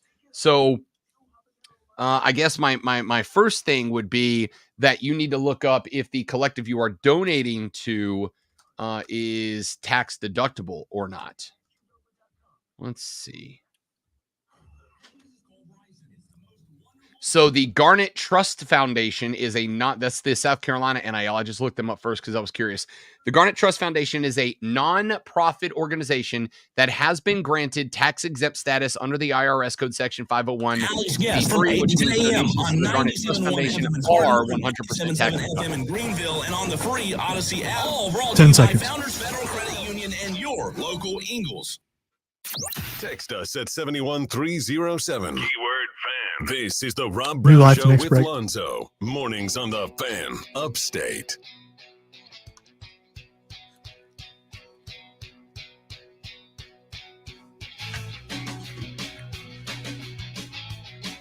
So Trey just asked a very interesting question on the live stream, which you can join at Facebook by searching The Fan Upstate or The Rob Brown Show, on YouTube by searching The Rob Brown Show with The Fan Upstate, and by searching and subscribing to The Rob Brown Show on Twitch. He said, we were talking about the Oklahoma State Cowboys and the fact that they will be wearing on their helmets this year a QR code that, if scanned by fans, will send you to a website where you can make a donation to the Pokes with a Purpose, which is the NIL collective of the Oklahoma State Cowboys.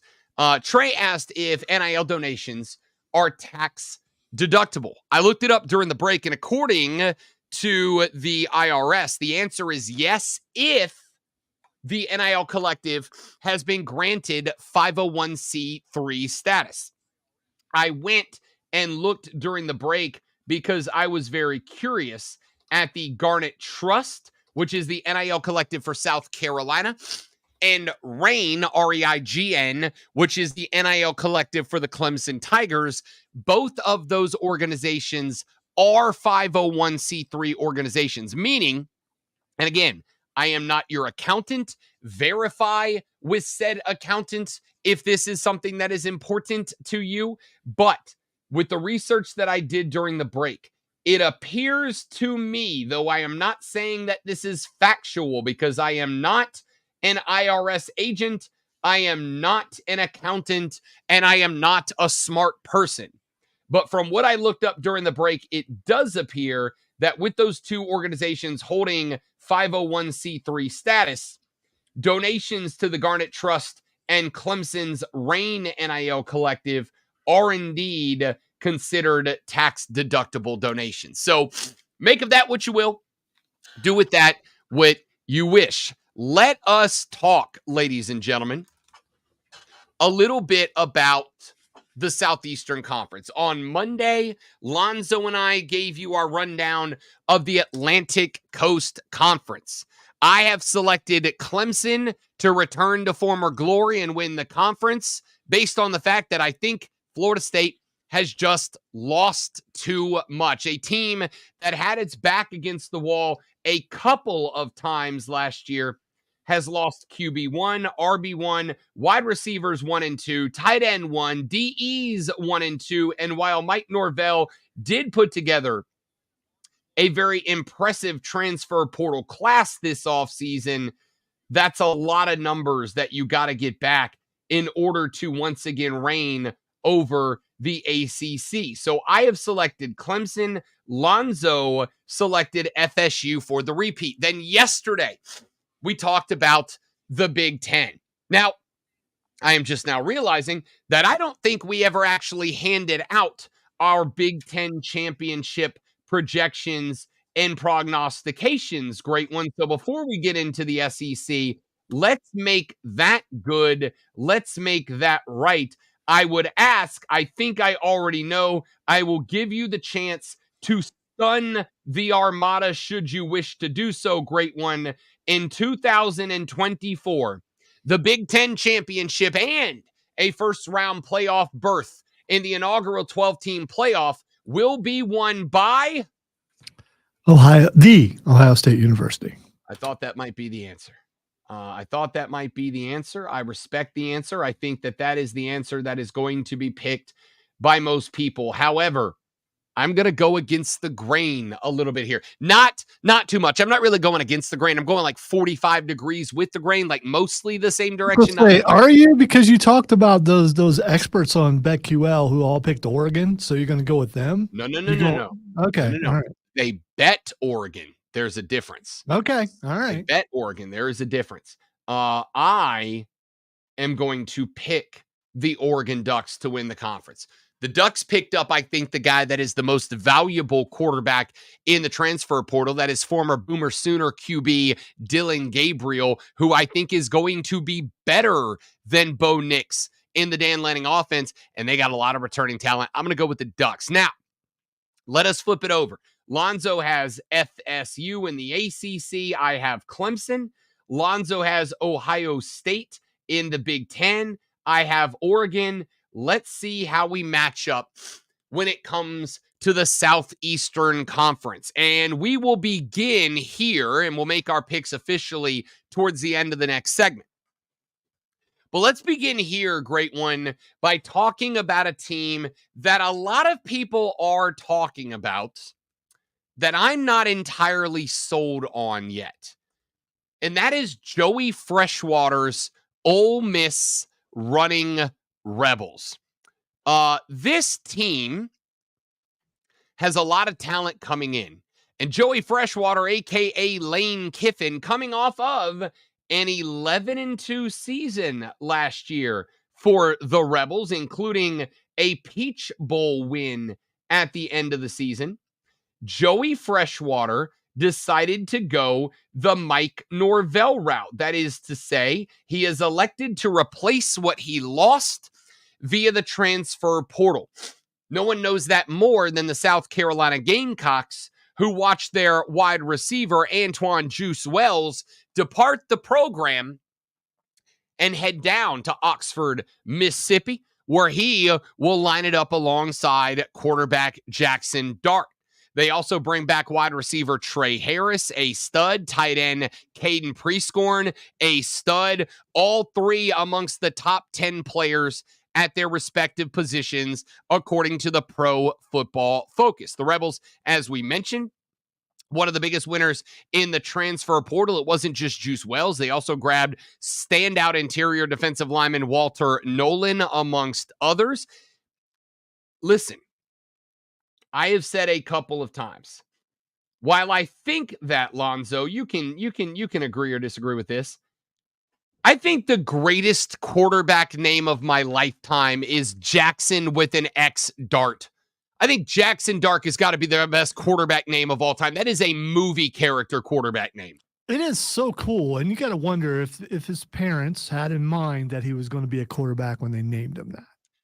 I don't believe necessarily that what you are named is going to translate to what you are to become down the line. I don't believe that there are any universal forces out there that respond to conscious decisions like naming your kid Jackson Dart. unless you name your kid Jackson Dart. You have to be you can't have Jackson Dart starting linebacker. I can't have a left guard named Jackson Dart.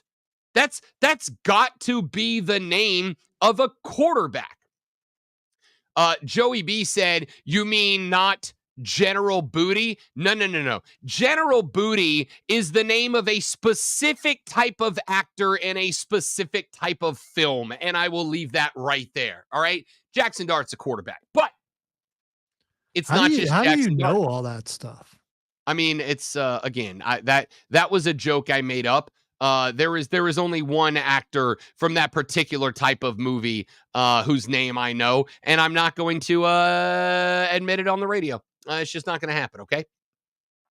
Ole Miss brings in arguably the best, if not the best, no worse than the second or third best wide receiver core in the country. We mentioned Trey Harris. We mentioned Juice Wells. We haven't mentioned yet Jordan Watkins, who tied for 7th amongst SEC receivers with 21 catches of 15 yards or longer last year. We mentioned the tight end. They also brought in Virginia Tech tight end Daquan Wright, who moves to Oxford. This team can run a 5 wide. They can run a 2 tight end set and not miss a beat, no matter which direction it is that they decide to go. There is one question about this team. And unfortunately for Joey Freshwater, the one question I have about the Ole Miss Runnin' Rebels is the one position group in the Southeastern Conference that I do not think you can afford to have a question about, and that's the offensive line. Ole Miss's offensive line ranked 105th in overall grades, according to Pro Football Focus last year. They did add 4 additions across the transfer portal, none of them graded higher than a 65 on the PFF scale last year. That's not great. If Ole Miss can run a fluid offense that can get left and right, they can do something special. But there's a lot of good D-lines in the SEC. I don't think Ole Miss comes into focus. We'll talk about the other teams at the top of the SEC when we come back on the Rob Brown Show in the Fan Upstate. New life. 97.7 FM Greenville. 97.1 FM Spartanburg. And on the Odyssey app. Upstate. You know, before I worked with New Life Weight Loss, I had done weight loss programs before in my past, a handful of them, to be honest. And it was very interesting because, sure, they worked. For sure, they worked. I dropped the pounds, okay? Here's the problem. As soon as I was done with the pound droppage, one of two things happened.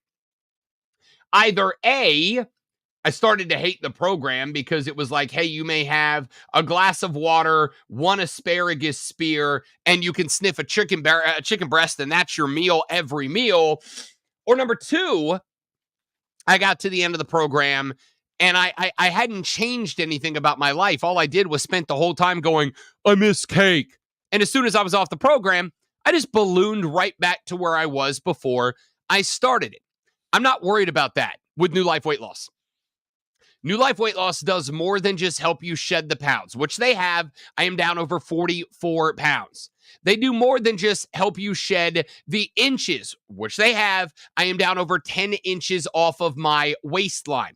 What New Life Weight Loss does is help you change your eating habits, change your relationship with food, change the way that you eat. They help you change the way that you eat, because you don't want to balloon back up to where you were before you started the program, right? You go through all the sacrifice and the hard work to get down to your goal weight. You want to stay there. Well, the way you do that is by changing your food habits, changing your relationship with food. And that is what makes New Life special. That is what makes New Life stand out from other weight loss programs.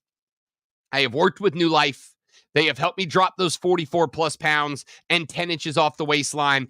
And I promise you, not only have I done it, and not only am I not worried that once I get to my new goal weight, because I've already passed my original goal weight, once I get to my new goal weight, I'm not worried about ballooning back up, because I have learned not only to make healthier decisions with New Life Weight Loss, but they have prepared me to be able to cook and prepare foods that are delicious, that I like, and that I will continue to eat to keep the pounds off when we are done.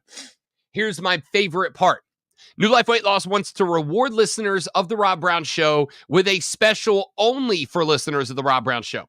If you call New Life Weight Loss before the end of August, you have 10 days remaining to get through with this program. 10 more days. If you call them at 864-686-5820 and mention you heard about them on The Rob Brown Show, they will give you $250 off the program.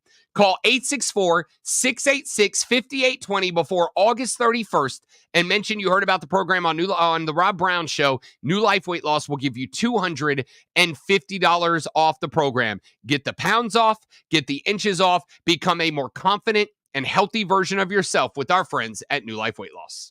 I'm Chuck Sanders. Here's the Sports Flash presented by Progressive. All right, guys, give me 45 seconds. Stay right there. Be right back.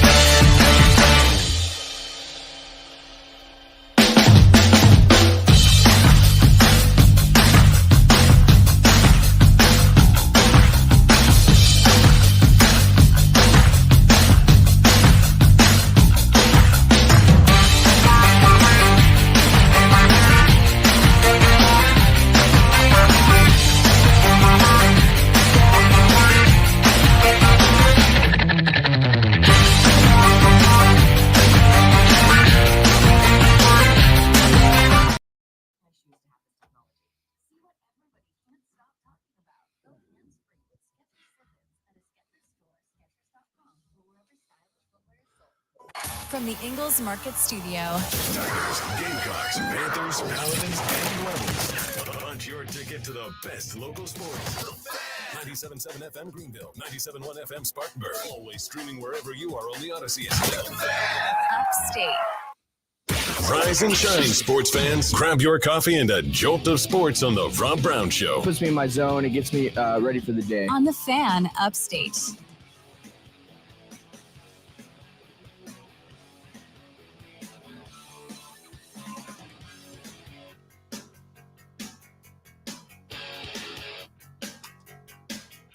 The Rob Brown Show on your radio. It's the Fan Upstate. Welcome back, ladies and gentlemen. Rob, the Great One, Lonzo, and you. Be a part of the show. Text the show at 71307. 71307. Start your text with FAN, F-A-N, FAN, F-A-N, and we'll read them off the air. You may also shoot us a tweet this morning at The Rob Brown Show, at Lonzo on Word, and you can get at all of us at the Fan Upstate, should you elect to go in that direction. Any way that you want to join the show, you are welcome to do so.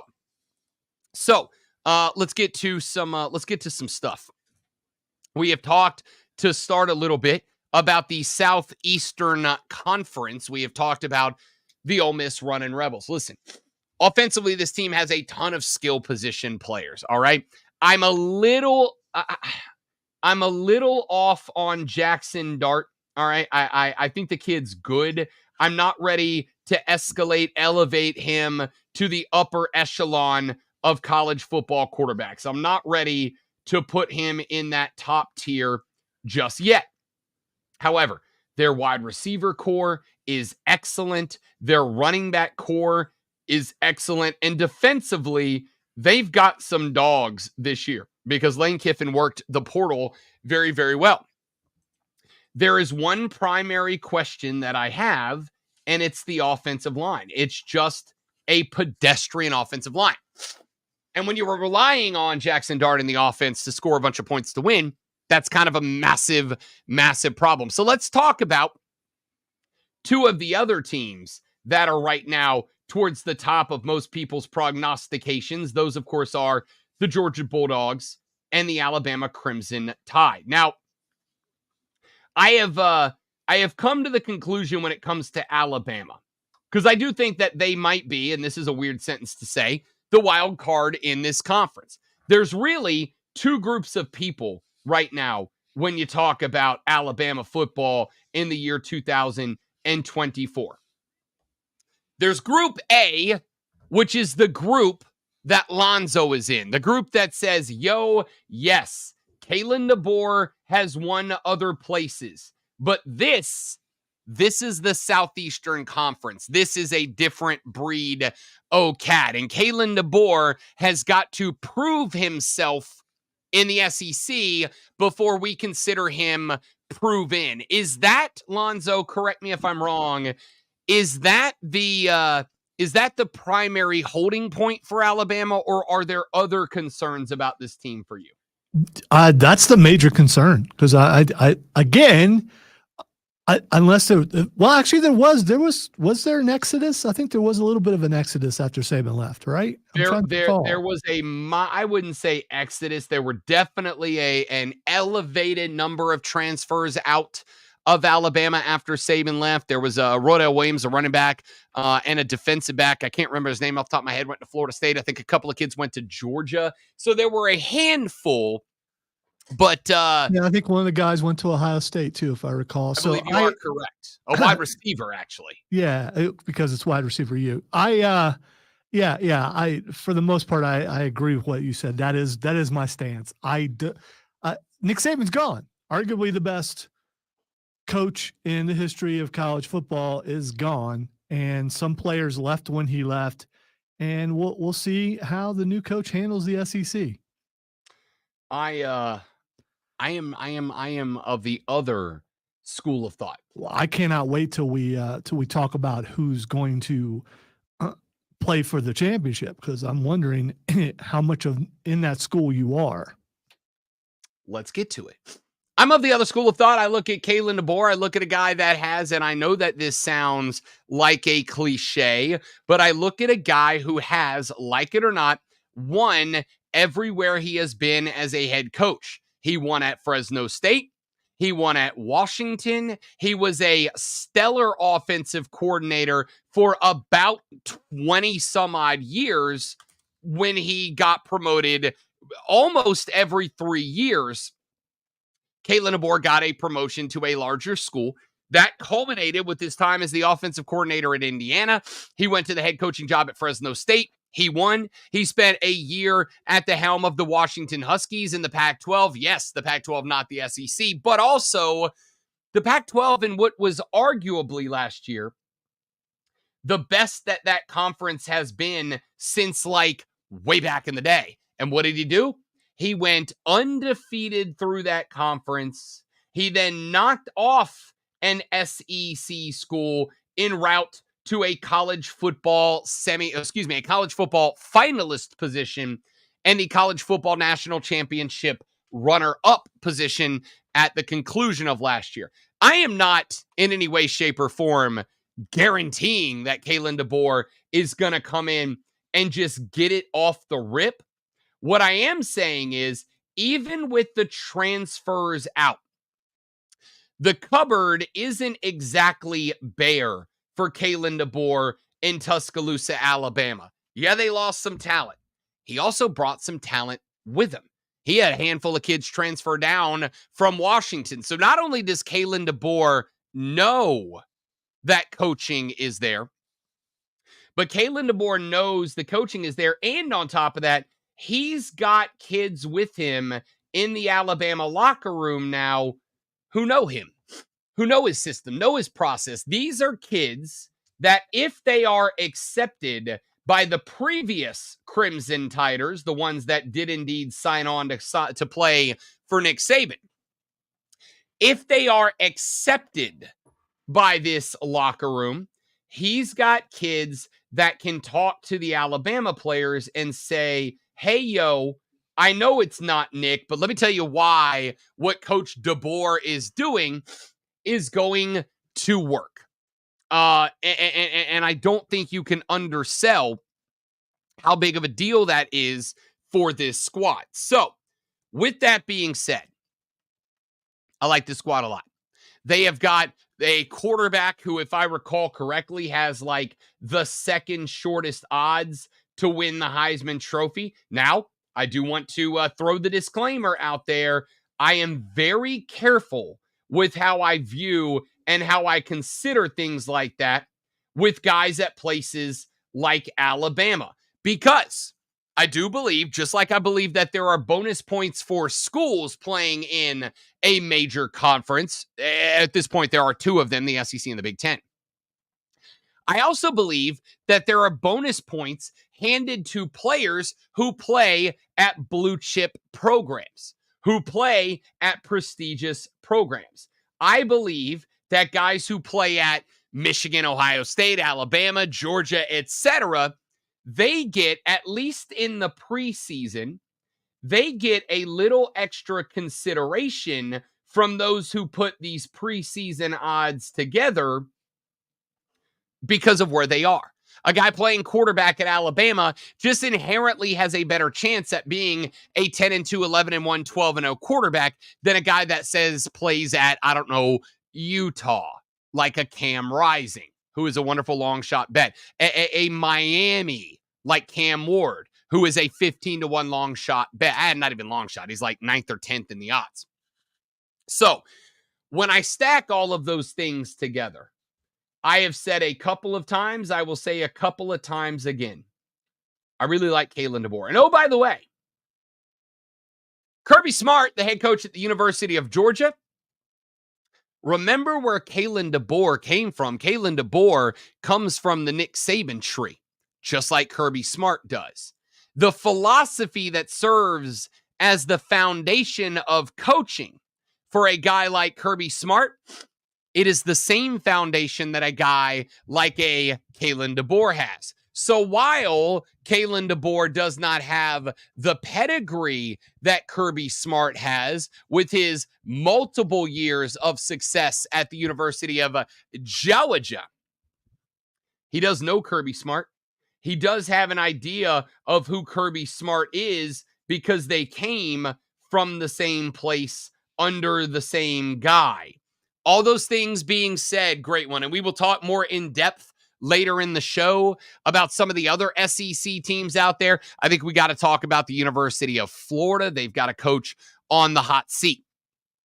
I think we've got to talk about Kentucky because the the Wildcats have themselves a head coach that Wildcat fans believe is going to have that program turning a corner. We've got to talk about the University of Tennessee, who is the fourth highest ranked program in this conference, because I believe Josh Heupel is absolutely a dude at the HC spot. But to start the year, you have got Georgia on top, Bama in the back pocket, Ole Miss behind them. Those are the schools getting the most attention. And of those schools, I do not trust Carson Beck in the biggest games. I just don't. I think he's a good quarterback. I do not think he's a quarterback that can bail you out if things get squirrely. And I do use that word, squirrely, on purpose. Stick around for the next hour and find out why. But I trust Jalen Milroe. I look back at the Auburn game last year, a game where Bama's back was against the wall with a playoff berth on the line, and Jalen Milroe came through. I trust Kalen DeBoer as a head coach, a guy who literally just coached for a natty. My SEC championship game, great one. Georgia versus Alabama, going out on a thin branch. Georgia and Alabama, and I am willing to throw it down right now. Alabama shocks everybody and wins the Southeastern Conference championship this year. I'm going to go Georgia, Texas, and Texas wins the SEC. You know what? I'm such a dummy because I was looking at the AP Top 25 and I went, oh, Texas, they're in the Big 12. Like an idiot. All right? I'm an idiot. I've never claimed anything to the contrary. And don't count out Oklahoma either. So, I mean, you got Texas and Oklahoma both coming into the SEC and both ranked, if I recall. I think Oklahoma is also. That is yeah. correct. Yeah, I'm going with Texas here. That is really shake up the SEC. Quinn Ewers and the Texas Longhorns is the pick of Zoe. I'll tell you what we'll do when we come back. Let's talk about Texas and Oklahoma in their first season in the Southeastern Conference as we continue our SE season preview in the next segment. 9 o'clock, Hayden Ass Mario joins us here on the show to break down the NFC and AFC North today. That's all coming up on the Rob Brown Show on the Fan Upstate. Before we get to any of that, ladies and gentlemen, sit back, relax, light a candle, and allow Lonzo to pleasure your ear holes with this sports flash. Yeah, don't light a candle. I have trouble with smells. The Atlanta Braves took the first of 3 games against Philadelphia last night, 3-1 on the back of a stellar performance from returning All-Star Ronaldo Lopez. Lopez worked 5 innings, striking out 10 and giving up just 1 run on 5 hits. Atlanta had 7 hits, including Marcell Ozuna's 39th home run of the year. Atlanta closed the gap to 6 games behind Philly in the division. Game 2 is tonight. Chargers quarterback Justin Herbert made his full return to practice yesterday, participating in 11-on-11 drills. Herbert completed multiple passes against a live defense, including a highlight pass to Josh Palmer over 2 defensive backs and a back shoulder pass to Brandon Rice. They still won't beat Kansas City. Tune in this afternoon from 3 to 7 p.m. for our brand new local show, Wire to Wire. Cole Bryson and Diesel get you up to date on the latest local and national sports, all Wire to Wire. Up to the minute upstate traffic. The Cordell and Cordell construction cam shows things are starting to slow down now. Southbound 85 through Pelham Road. There's no backup right now, but it'll happen soon. Southbound 14 on the approach and through 85 is very slow already. There's an issue northbound 276 Malden Road at I-85 and downtown southbound Malden Road at Pleasantburg is stalled. From the News Talk 98.9 WORD Traffic Center, I'm Bill Brooks on the Fan Upstate. Experience a night of Yeah, I'm with you, Steven. Some people light a bacon candle and after someone bacon, dies, too. I sampling mean, bourbons you and know, whiskeys or from local, new, and well-known distilleries while feasting on bacon-themed bites from top restaurants in our area. A night of pure indulgence with mounds of bacon, flowing rivers of bourbon, allocated bourbon flavors to tantalize your taste buds. The 5th annual Bourbon and Bacon Fest at the Foundry at Judson Mill in downtown Greenville. Friday, September 27th. Bourbon, bacon, cigars, and sweets. VIP, general admission, and designated driver tickets are on sale now.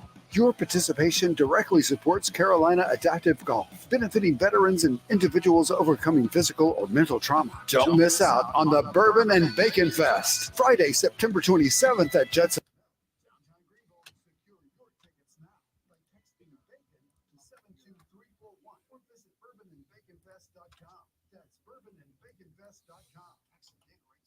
Pain from arthritis is just awful.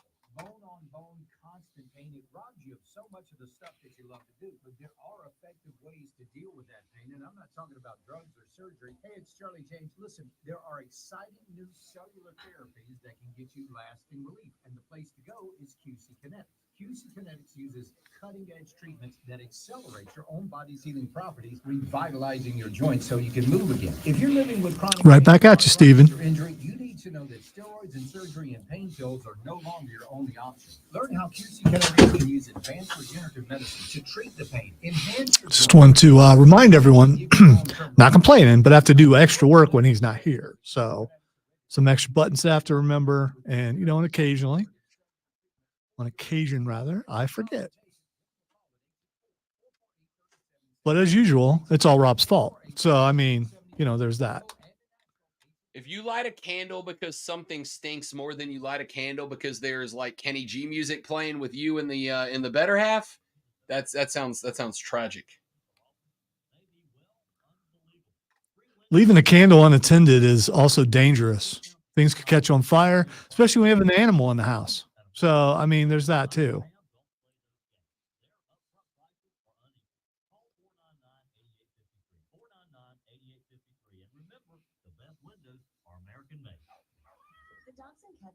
Unless, of course, you have one of those LED candles or something, but Rob would probably think that that's too modern. Got to have actual fire. You don't have actual fire, it's not a real candle. Correct. Daggum.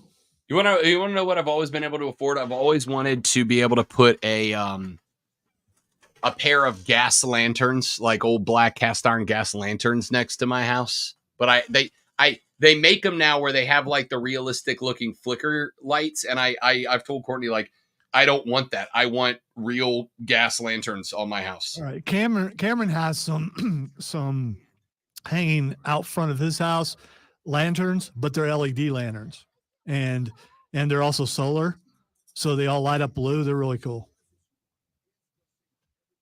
Using actual fire, though, it's dangerous. I'm just saying.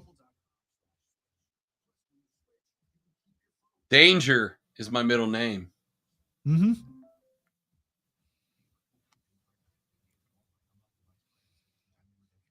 Hence the reason why you're broadcasting from your house. Correct. WORD Spartanburg. WFBC HD3 Greenville, the official sports voice of you, the Upstate fan. Upstate. An Odyssey sports station. Man, check this out. You're on official Rob Brown lockdown. Represents being real. Yeah. Unfiltered sports talk. Manufactured locally for the Carolinas. Locked down. This is the Rob Brown Show. Get robbed. Only The Fan Upstate. Good morning indeed, my dudes and dudettes. Welcome in. Our numero tres of the Rob Brown Show is underway now. This Wait. is the Fan Upstate. Trace, like three as in 3-time South Carolina Broadcasters Association Sports Show of the Year. That kind of three? As in three-time South Carolina Broadcasters Association Sports Talk Radio Show of the Year award winners. That is correct, ladies and gentlemen. That guy, that other voice you hear, that sultry, seductive sound coming through your speakers right now, that, of course, is the alpha and the omega of the Fan Upstate. He is the content cash cow, the wizard of wave, the professor of perfection, the sultan of sound. He is the great one, Lonzo. My name, of course, well, it's Rob Brown, which is a good thing because we spent all that money on the imaging for the show. And if it was anything else, that would have been very, very poor usage of our finances. It was like a consortium. I don't know, a bunch of other big words, a group of people trying to come up with the best name for this show, and that's what they came up with. The honest answer is when I got the gig, the powers that be wanted it to have a name that was, like a thing with Rob Brown, like we've had Offsides and we've had Wire to Wire and plenty of other names of shows that are like that way. When you get rid of someone, you don't have to change the name of the show. You just say with whoever the new person is. Yeah. Bingo. But my argument for, and the reason why, which I am very, very grateful for, so that we are all very, very clear. My reason for keeping the show name as the Rob Brown Show was, and that part's not a joke, because I had literally already spent a bunch of money having a bunch of stuff mocked up, including that logo right there over our heads here on our live stream that you can watch by searching the Fan Upstate on YouTube or Facebook, the Rob Brown Show on YouTube or Facebook, or the Rob Brown Show on Twitch. I had already spent the money to make all the branding and imaging for the show, and I didn't want to waste that money. That's literally the reason. Feel like it worked out okay. All right. So we are talking SEC football. this morning here on the Rob Brown Show and the Fan Upstate. When one looks at the NCAA preseason football rankings, one will find that the number one team in America, the Georgia Bulldogs, belong to the Southeastern Conference. The number 4 team in the country, the Texas Longhorns, now belong to the Southeastern Conference.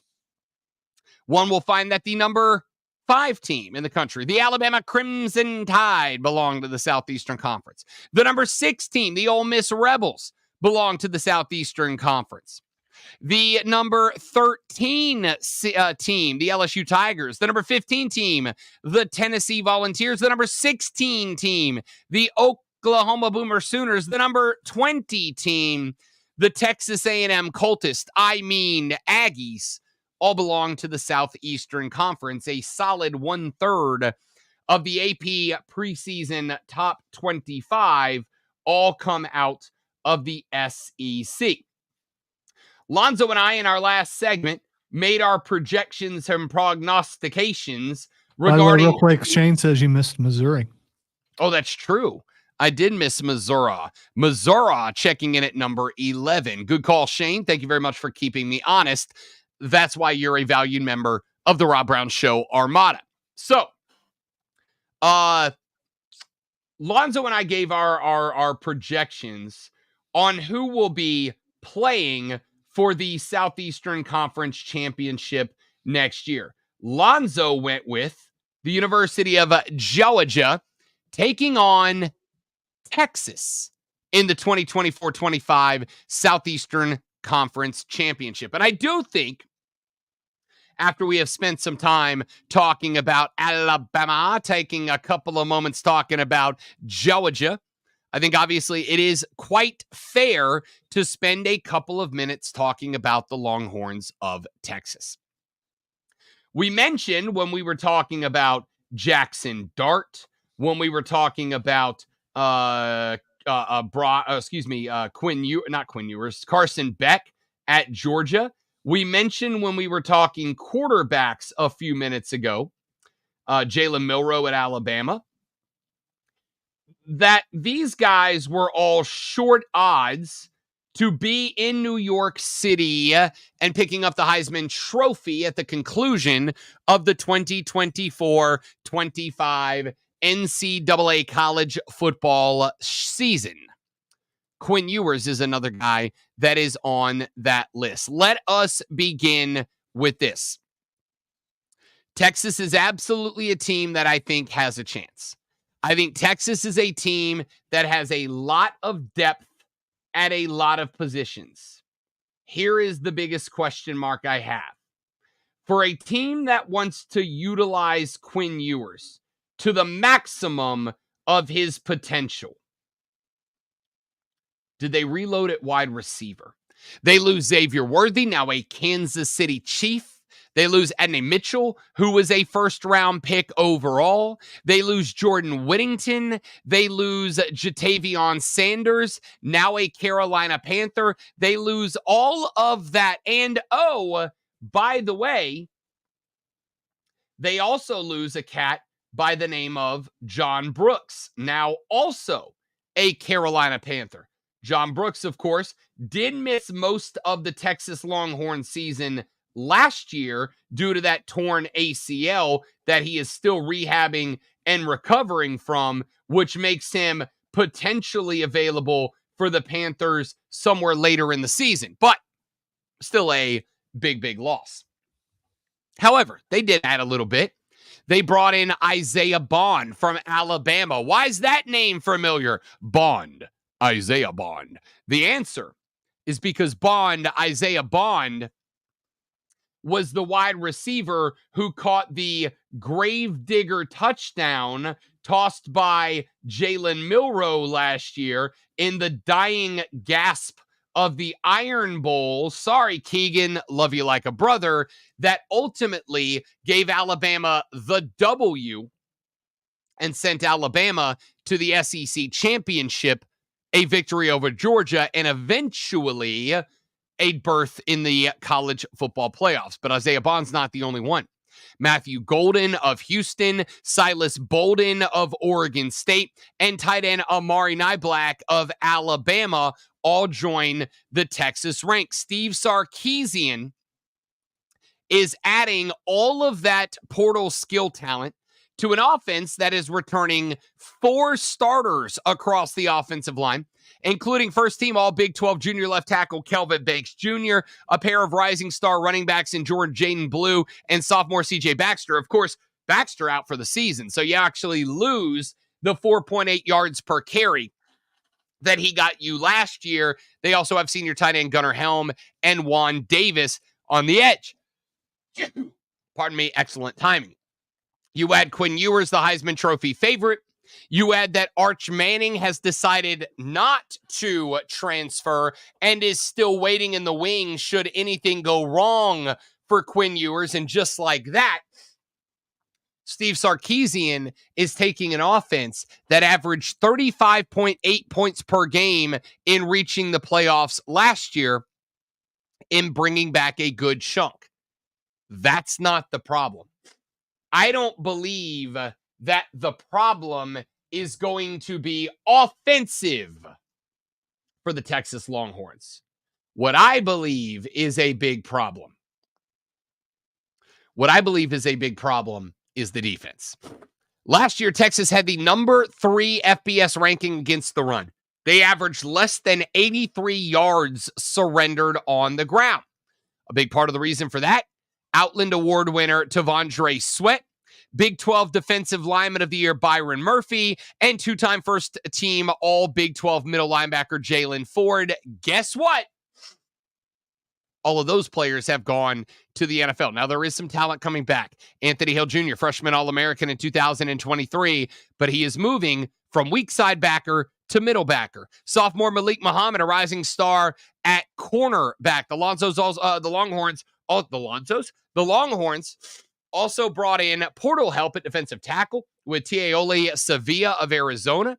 They brought in Andrew Makuba of Clemson to play safety. Edge rusher junior Trey Moore had 14 sacks for UTSA last year, and senior Kendrick Blackshire of Alabama moves over to play linebacker this year.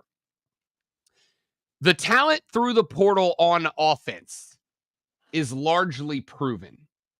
The talent through the portal on defense is not. The Longhorns last year put up a lot of points per game. I very much believe that they will be able to do the same this year, though not as successfully. Guys like Adonai Mitchell and Xavier Worthy, they're not easily replaced. And guys like Isaiah Bond, I don't think necessarily have the same skill talent level that Texas lost through the draft to the portal and through graduation from last year. On top of all of that, and I don't know if this is fair or not, I will let you guys be the judge of it and tell me.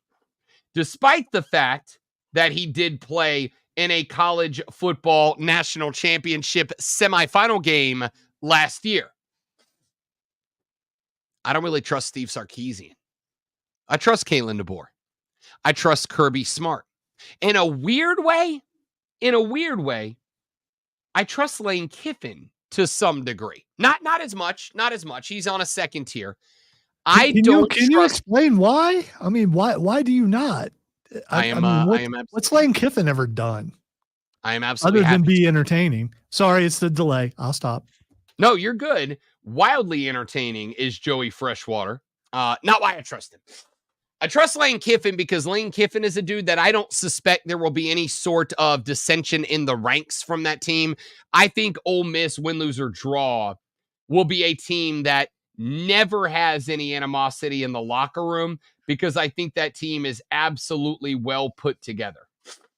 Steve Sarkisian, I do not trust as much as a head coach in the biggest game. And the reason why was, and I'll go back to the semifinal game from last year when Washington knocked off Texas. As much as I like Kalen DeBoer, as much as I think Michael Penix Jr. deserves way more credit than he gets for what he did last year as the quarterback for the Washington Huskies, and I understand why that credit has been taken away from him. It's because he was working with an excellent wide receiver core led by Rome Odunze, who, by the way, looked phenomenal for the Chicago Bears this past weekend in their preseason game.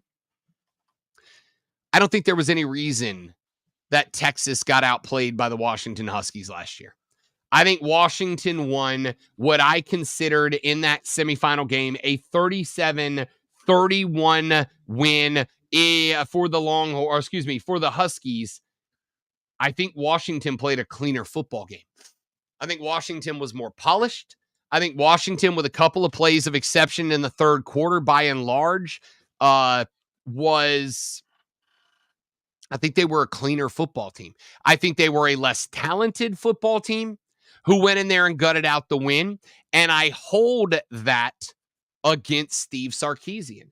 I think Steve Sarkisian is, I think Steve Sarkisian, Lonzo, is a lot like Nick Saban. I have said for years, if you gave two coaches an identical football team and gave them 1 week to prepare to get ready to play each other with identical football teams, I think there's a lot of coaches out there that would actually beat Nick Saban.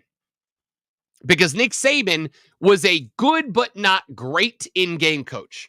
But Nick Saban didn't beat you in-game. Nick Saban beat you in recruiting day in February. Nick Saban beat you in spring camp.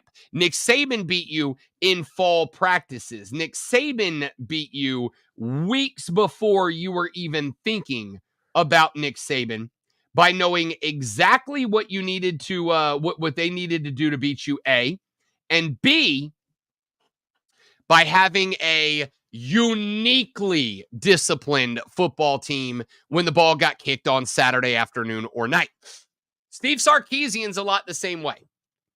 Sark is a guy that builds talent, puts together wonderful rosters, and beats you weeks before you play him. The difference is, and this is just one guy's opinion from watching a couple years of Sark at Texas. The difference is, I don't think that Steve Sarkisian builds as disciplined of a football team as Nick Saban did. I don't think Steve Sarkisian builds a team that's whose entire existence is predicated around the concept of getting every single thing right on every single snap. I think Steve Sarkisian is a good game planner. I think Steve Sarkisian is a good books guy, a good X's and O's guy. I even think he's a decent in-game strategist, maybe better than Nick Saban was at in-game strategery. I think the difference is Texas isn't always polished, and I think they showed that last year in a couple of games. I think they showed that last year in the loss against Washington in the semifinal game. I also think they showed it last year when they lost to Oklahoma 34-30 on that October Saturday in the Red River rivalry. That, to me, is the undoing of Texas, because I do think Kalen DeBoer will take advantage of that. And I do think Kirby Smart follows that same methodology that Nick Saban did. I don't need to out-strategize you on Saturday. I need to out-strategize you in April. I need to have my guys knowing where you're going to go in May. I need them to start camp in July and early August, already knowing the game plan when we line up against each other. I think that's the Kirby Smart way. It's why I trust him. I think it's the Kalen DeBoer way. It's why I trust him. I do not think it is the Steve Sarkisian way, which is why I do not trust the Texas Longhorns to be back in the SEC title picture this year. That's my thoughts. That's my reasoning. That's my logic. Georgia, Alabama for an SEC title. Shane said, is strategize a word? No, it's not. It's a playoff of when George W. Bush said strategery, except it was an SNL version of that, and I don't know why it stuck with me the same way Dana Carvey's George H.W. Bush slip, slide to the middle, not gonna do it, wouldn't be prudent, not gonna do it, has stuck with me for years. I can't explain it. I'm just a giant dork. Back after this on the Rob Brown Show in the Fan Upstate.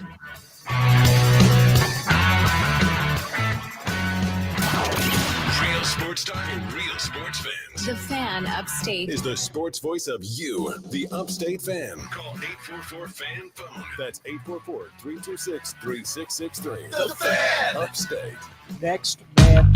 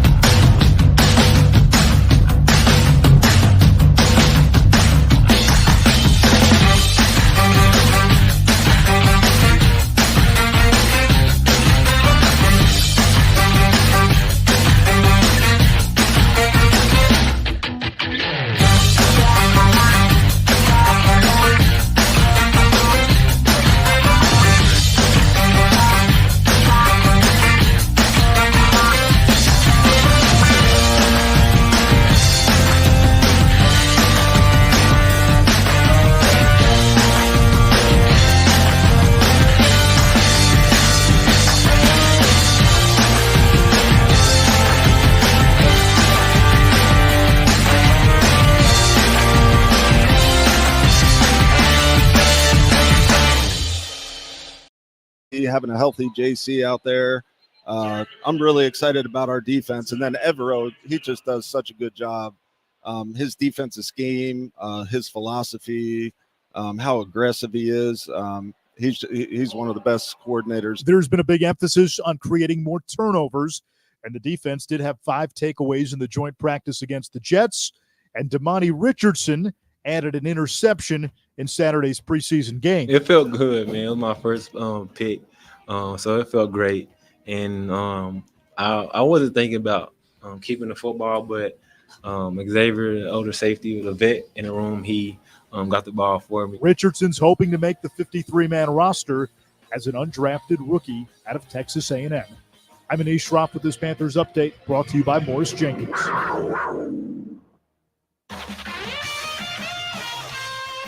From the News Talk 98.9 WORD Weather Center, here's the Carolinas.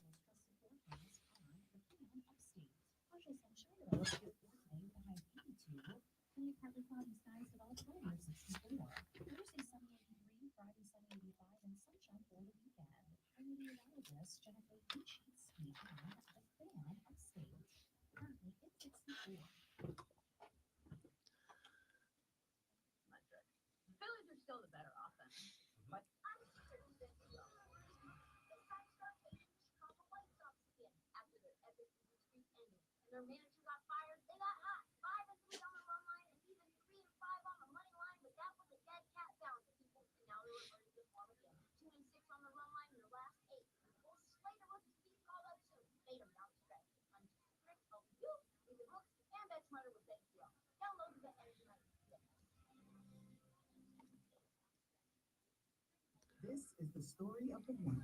As head of maintenance at a concert hall, he knows the show must always go on. That's why he works behind the scenes, ensuring every light is working, the HVAC is humming, and his facility shines. With Granger's supplies and solutions for every challenge he faces, plus 24/7 customer support, his venue never misses a beat. Call quickgranger.com or just stop by. Granger, for the ones who get it done. Hey, this is Diesel. This is Cole, Wire the Wire. We'll be live today from 3 to 7 at Ingles Markets, 10903 Anderson Road in Piedmont. Stop by and say hi. We'll also be giving away a $25 Ingles gift card. Mad World Haunted Attraction opens September 6th. Get ready for the Upstate's most anticipated event of the year. Located in Piedmont off I-85 exit 35. Buy your tickets now at madworldattractions.com. The lowest price is guaranteed, plus 0% interest until September 2026. Now at Jeff Litch Appliance and TV Center's Price Crusher Sale. Up to $1,500 cash back on best-in-class Bosch appliances. Free Sony 4K Blu-ray player with smart TVs, 65-inch and larger. Sealy's Firm Tight Top Queen Mattress, now only $377. Receive up to $500 in-store gift card with furniture purchases at Jeff Lynch. The lowest price is guaranteed, plus 0% interest until September 2026. Now at Jeff Lynch's Price Crusher Sale. Hey everybody, Boomer Esiason here. For brakes to exhaust kits and beyond, eBay Motors has over 122 million parts to keep your ride or die alive. Keep your ride or die alive at ebaymotors.com. Eligible items only, exclusions apply. There's new Tropicals in paradise at Tropical Smoothie Cafe. Enjoy our new Bahama Mama Bowl, inspired by our fan fave smoothie flavors, serving pineapple, strawberry, and coconut. Or dig into 32 grams of protein with our new peanut butter protein crunch bowl. It's tropic time. Your coworkers might annoy you, but we promise we won't. Download the free Odyssey app and you can listen to us at work while you tackle your inbox or get ready for another meeting that probably could have been an email. Tune in late. You can rewind your favorite live shows to catch what you missed. And with Chapters, easily jump to the topics that you care about most, like the latest updates from your team. Your sports talk, your way. The Odyssey app. Download it today. Today, expect mostly sunny skies with a high of 82. Weather brought to you by Staples. Your local Staples store has hot deals and super low prices on everything for back to school, even technology. Save even more with the Easy Rewards program at Staples. Sponsored by South Carolina Education Lottery. If you root for the Tigers or the Gamecocks, the lottery is again inviting you to choose a side. Carolina and Clemson Jackpot scratch-offs are on sale now. Bragging rights on these tickets are worth as much as $200,000. See SCEducationlottery.com for game odds and details. It's BetMGM tonight. 2 years ago, he pretty much individually won me my fantasy. 30 seconds. Beautiful. New life in the next break. 10-4, 10-4, 10-4.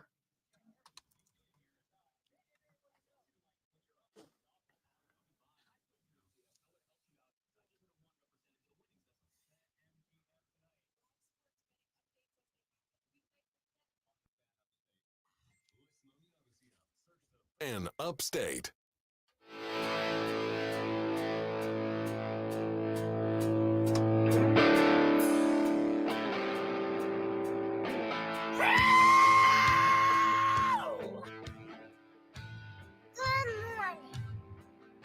You know what it is? You can't bring me down.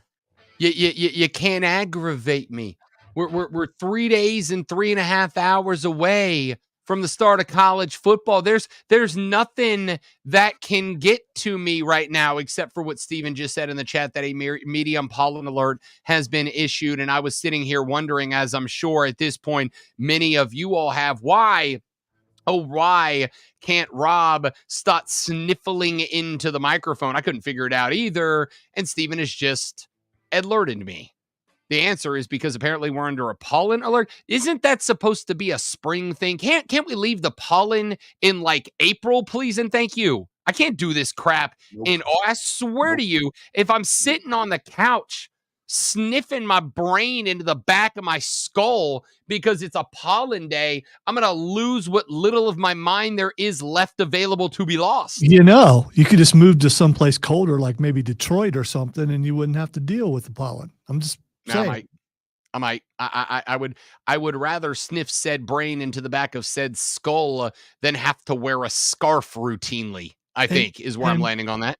And having a problem with me playing certain cuts at certain times. This is you and I have been up for quite some time, so you need a little bit of a pick-me-up. Other people have been at work for, maybe an hour or so, and they're just like, oh man, I got this entire day to go. And you need a little bit of something to get you awake again, and that's all I'm doing. Here. Yeah. I can't do it when I'm at home. I don't know if I'm going to blow out the speakers or not. Plus, you can't do it while you're at home because the little bit of delay will cause a overlap, and I just got to do it on my own. We'll get there. Hey, we're talking football this morning. Scared a dog half to death, by the way. She's all right. She got it figured out. She got herself. You good? You comfortable? You good? Thanks for paying all the rent, by the way. You're doing a wonderful job of looking at me sorry, jerk. All right. Let's keep going with the football stuff. We've been talking a lot of SEC. Your texts are there, 71307, 71307. Start your text with FAN, F-A-N, FAN, F-A-N. Hurricane Jeff texted the show and said, Rob, where do you see my Canes finishing in the ACC? Can they win or at least compete for the championship? Hurricane Jeff, my answer is thus. Can they? You're damn right they can. I've said it a couple times, and I'll say it again. I believe it. And Jeff, you know how I feel about your football program. I like you, Jeff. You're a spectacular person. You're a P1. You are a prime member of the Armada. Jeff has been more than kind enough than to come out and visit a number of times when this show and others I have hosted have been out on remote. Big fan of Hurricane Jeff. Can't stand his college football program, not even one iota. Jeff, here's what I've said about your Canes. I'll tell you one more time again. You might have the most talented football team in the ACC. You might have genuinely, legitimately, on paper, you might have the most talented team in this conference. You have, on paper, the best quarterback in the conference in Cam Ward. I don't care how good DJ Uiagalelei or Cade Klubnik have gotten this offseason. I think Cam Ward is hands down the best quarterback in the alleged conference of quarterbacks this year. You have, as voted upon by me and fellow media members at ACC Media Day, you have 5 of the top offensive players in the Atlantic Coast Conference on your team at their position. 5 of the top position players in the ACC down there in Coral Gables. Defensively, this team is fast. This team can lay the lumber, and you've got a defensive backfield that I think is going to give fits to the other quarterbacks in the alleged conference of quarterbacks. Here's my question. And I asked this question on, Monday when we talked ACC ball. Jeff, I'll ask it again of you right now. Does your team actually buy into Mario Cristobal? Is Mario Cristobal actually the guy? Because I'm going to tell you, a couple of years ago, I watched your team flat out up and freaking quit on your head coach. I've got exactly and precisely 0 love in my heart for the Miami Hurricanes. All right. I just got none. I don't like your program. Nothing to do with you, Jeff. Taylor Swift heart hand emoji. I'm a big fan of you. But your program, when I covered teams down in the state of Florida, Miami fans come in 2 flavors. There's the old money Miami fans who are lovely people. And then there's the young fans. They're obnoxious. And I don't like them. Okay? No love in my heart for a Cane.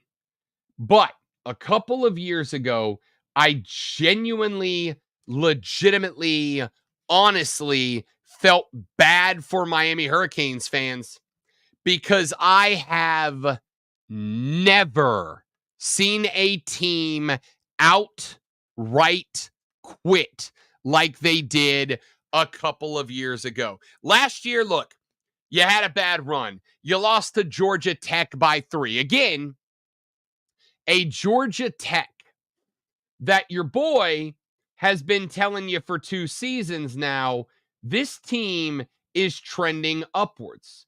Do I think Miami should have lost to Georgia Tech? No, not at all. Not at all. But on the list of losses, you could do worse, all right? You lost to North Carolina. Drake May was the quarterback. Good team. You lost to NC State, the second best team Dave Doran has put together for the Wolfpack, the first being this upcoming season. You lost to Florida State, a team that went undefeated. You lost to Louisville, who was a top 10 team in the country at that point, and you lost that game by 1 score. Last year was kind of what it was, but that 2022 season, I've never seen a team outright quit. When you guys lost to Texas A&M, a top 25 team, by the way, and then you turn around and you got beat at the house by Middle Tennessee. Then you turn around and got beat at the house by North Carolina. Then you turn around and got beat at the house by Duke. Then you turn around and you got smoked at the house by Florida State. Then you turn around and you got smoked on the road by Clemson. Then you turn around and you lost in the bowl game, in the rivalry weekend to Pitt. You got smoked in that one too. I've never seen a team quit like that. And that quittiness, that has really been at the forefront of my brain when it comes to Miami Hurricane football for a couple of years now.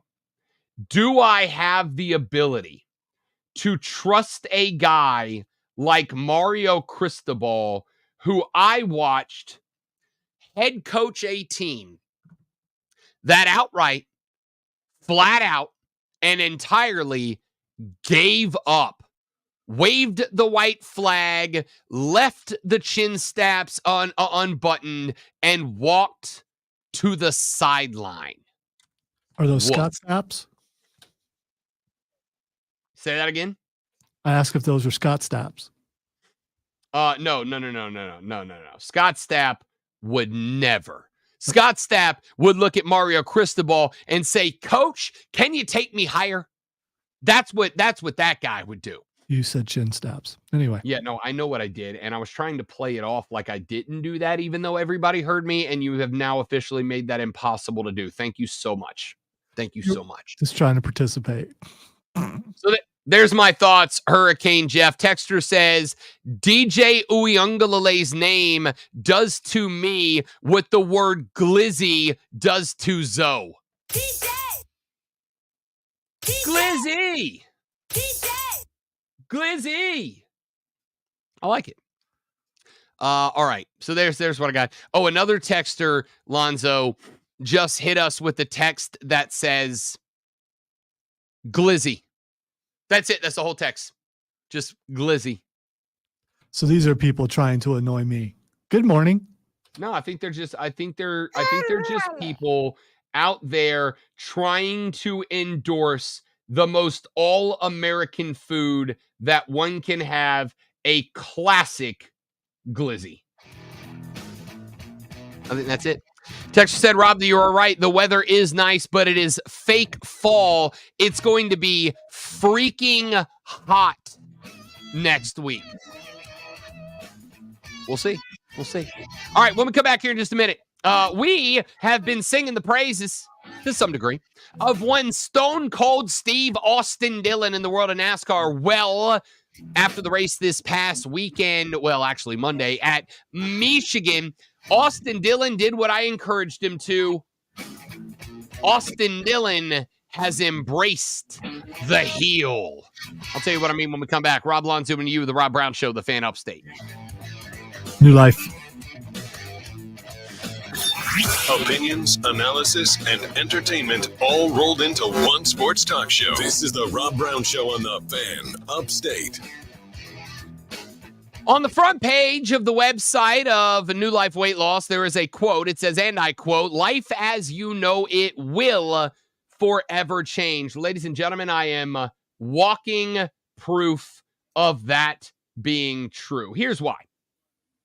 I get married on September 21st, just a month from today, as a matter of fact. I'm just realizing as I look at the calendar.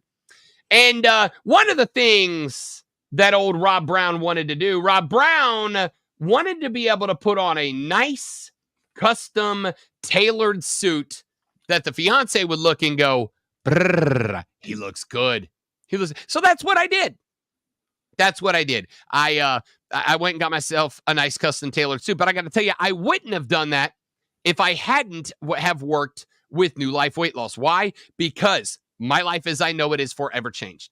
I have changed my food habits. I have changed my eating habits. I have changed the way that I look at food. So I know that now that I am down to my initial goal weight of 215 pounds, I have actually decided I'm going to go for another 10 over the course of the next month. I'm going to try to get down to 205 by wedding day because I have a nice custom tailored Italian suit. Here's the thing I was afraid of. I didn't want to spend all that money on a nice custom Italian suit to then get to my wedding day and turn around and put all the weight back on and not be able to wear said nice custom tailored Italian suit. No. That's why I love New Life Weight Loss, because they have helped me change my eating habits and my relationship with food so that I know when I get to whatever goal weight I end up getting to, I'll be able to stay there because I'm not going to balloon back up.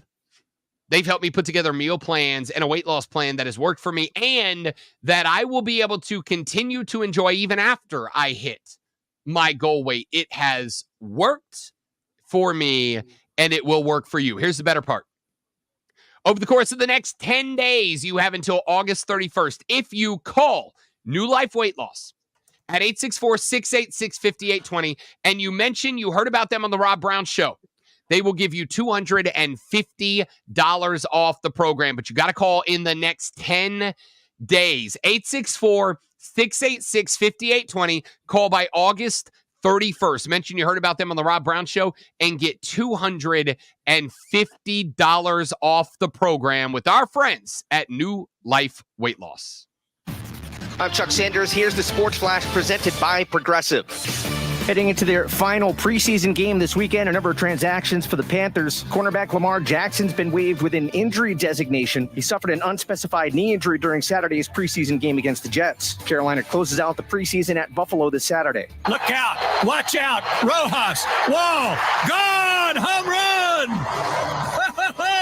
The Colin Braves radio a big 3-1 win over the Phillies on Tuesday. Zach Wheeler struck out 8 over 6 full, but the Braves able to break through with 1 in the 3rd, 1 in the 6th, and an insurance run in the 8th. Marcell Ozuna's solo shot in the 6th, the eventual game winner. Atlanta gains a game in the National League East race. They're 6 games behind the Phillies. Atlanta has wins in 3 straight, while the Phillies have dropped 2 in a row. Bundle auto and home, renters or condo, and save with Progressive. Download the Odyssey app, search the Fan Upstate, and listen anywhere on your phone. I'm Chuck Sanders. That's the Sports Flash on the Fan Upstate.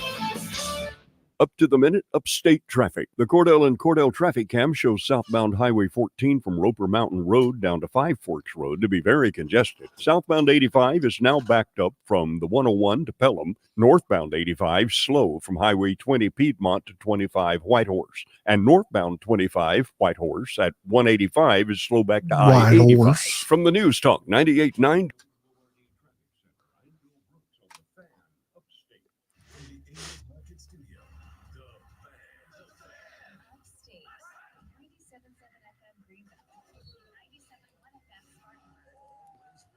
Oopsie. You are correct, Mac. I gotta tell you, bringing this group of people together in a bar would be a spectacular evening. Don't disagree with that at all. Bridge Nonprofit invites you to the Disability Resource Expo on August 25th at the Kroc Center. This free event connects attendees with providers, state disability agencies, valuable resources, and information. Presented by Odyssey and the South Carolina Developmental Disabilities Council. Get in zone, AutoZone. Welcome to AutoZone. What are you working on today? Starting trouble. No one likes that. We can get you set up for some stronger starts. You might just need a fresh charge, and we can take care of that free of charge. But if it is time for a new battery, we've got replacement batteries that'll fit your needs, starting at just $79.99. That's what makes us America's #1 battery destination. Get in zone, AutoZone. Restrictions apply. After you use Bounce Dryer sheets and realize how fresh, soft, less wrinkled, and less staticky your laundry can be, you'll put a sheet on it every time. Like those socks that smell like they've been through a marathon. Or that blanket that's got wrinkles on its wrinkles. Maybe even your chatty coworker who keeps distracting you. Okay, Bounce Dryer Sheets can't do it all. But for fresher, softer, better laundry, this is the story of the one. As a warehouse manager, her job is to transform chaos into clarity and to see patterns where others see problems. Luckily, she's got a partner who shares her perspective. Grainger offers over 1 million industrial-grade products, backed by real person support and in-depth online resources, so she can tackle anything and turn potential setbacks struggling into today. genuine success.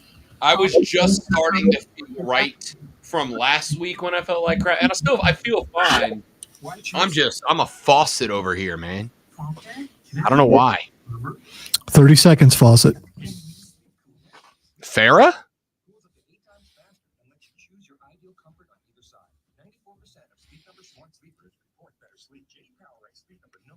Customer satisfaction with mattresses purchased in store. Now, during our biggest sale of the year, save 50% on the Sleep Number Limited Edition Smart Bed. Limited time. For JD Power 2023 award information, visit jdpower.com/awards. To find a store near you, visit sleepnumber.com. On the text line. At 71307. Keyword fan. You're listening to the Rob Brown Show. Only on the Fan. Upstate.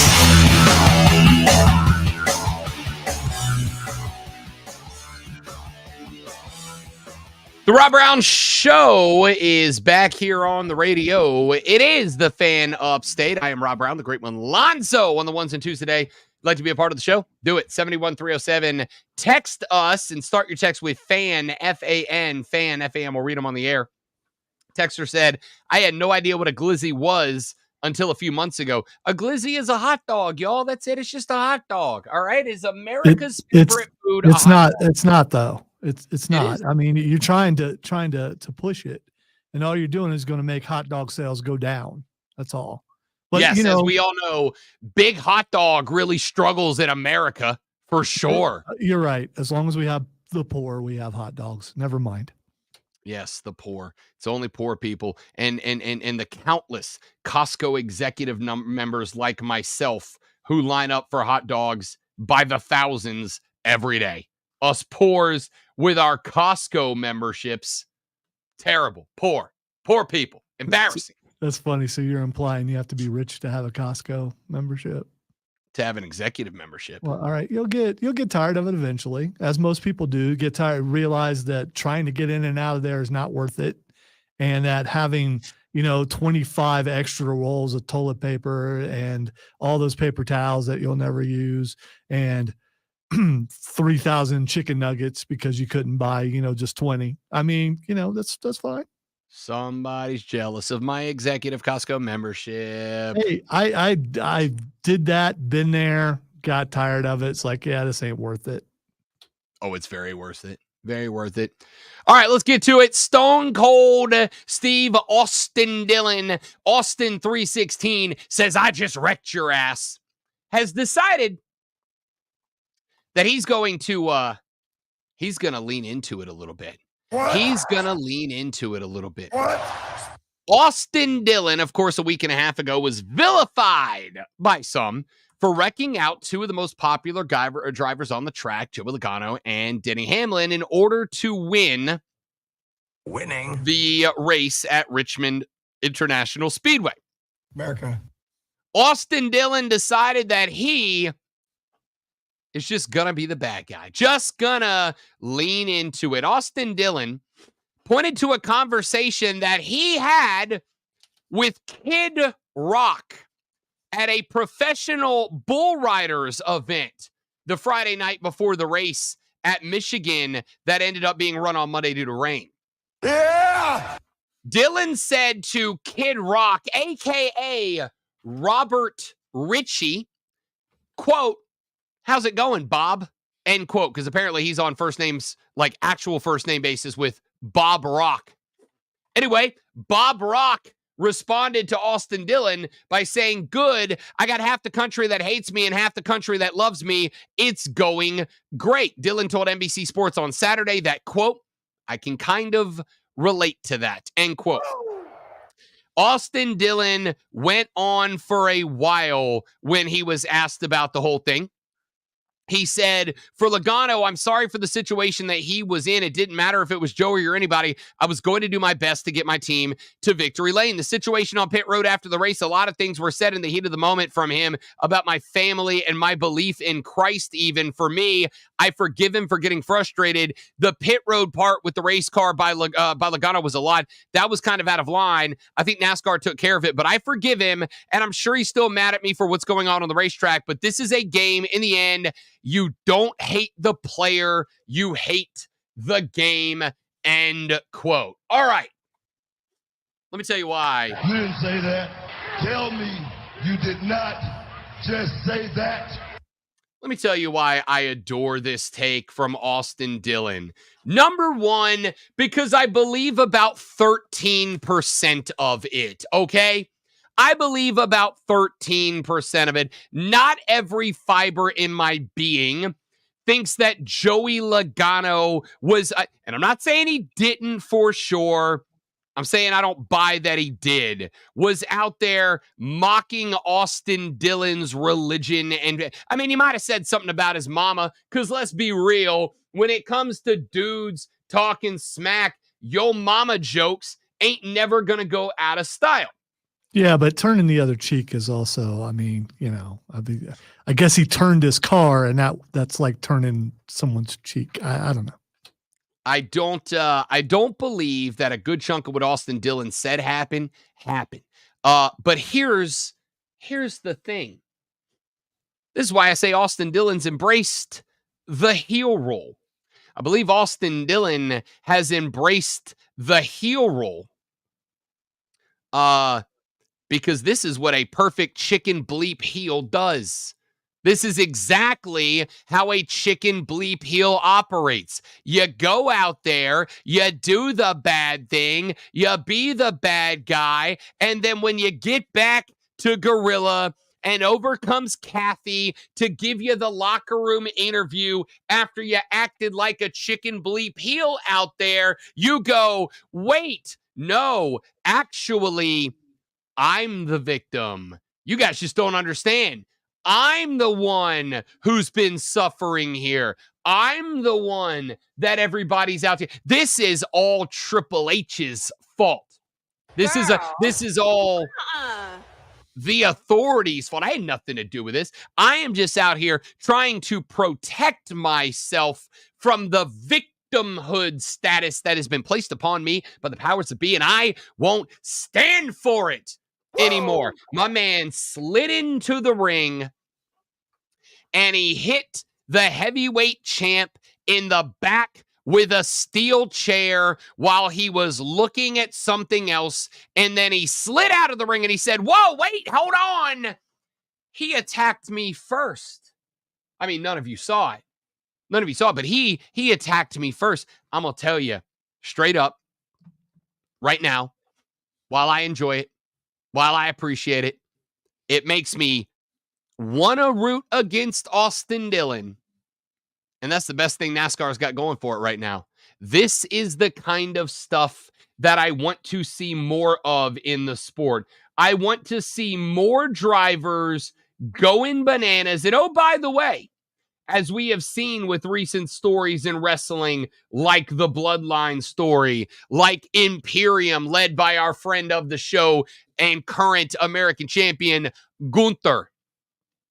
When a faction starts getting big enough, when a faction starts to wreck people around, eventually, more and more good guy wrestlers are going to team up with each other until that faction falls. And I absolutely think that there is some comeuppance waiting in the form of a turn 4 dump by a couple of other guys on the track in cars that say, that's okay.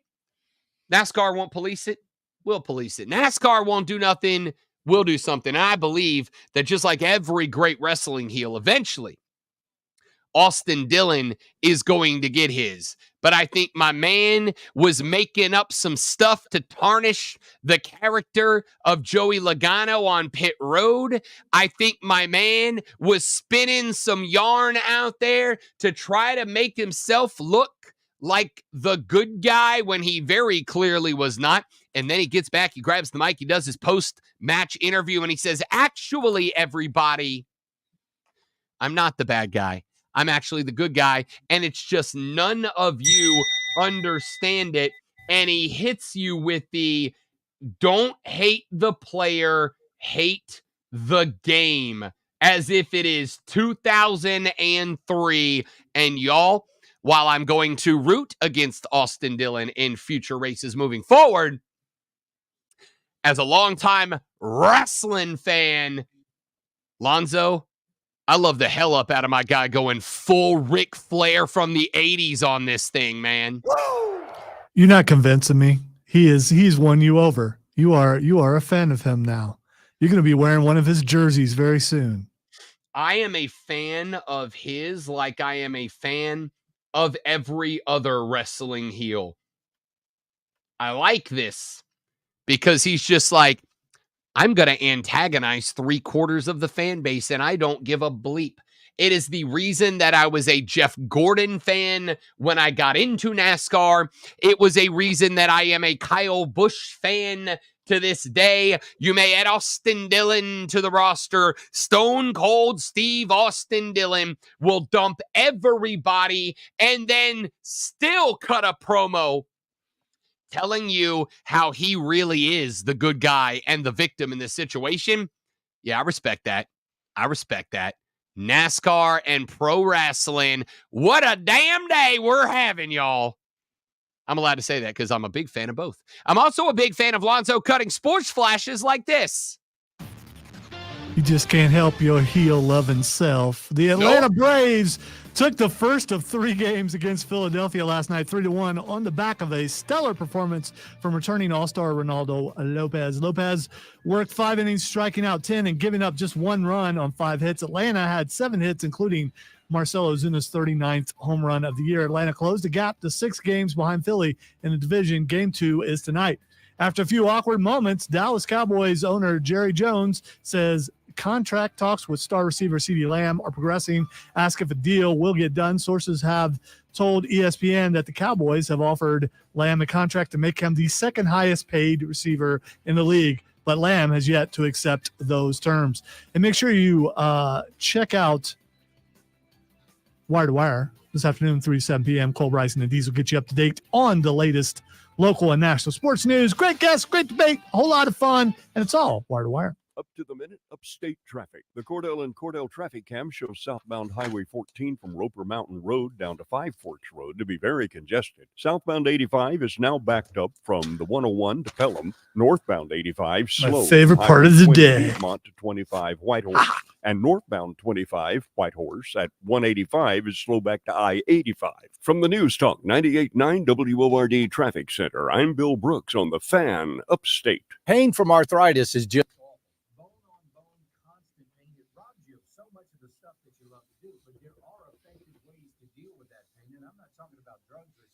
Hey, it's Charlie James. Listen, there are exciting new cellular therapies that can get you lasting relief, and the place to go is QC Kinetics. QC Kinetics uses Yes, Mac, Raw was really good. So was NXT last night.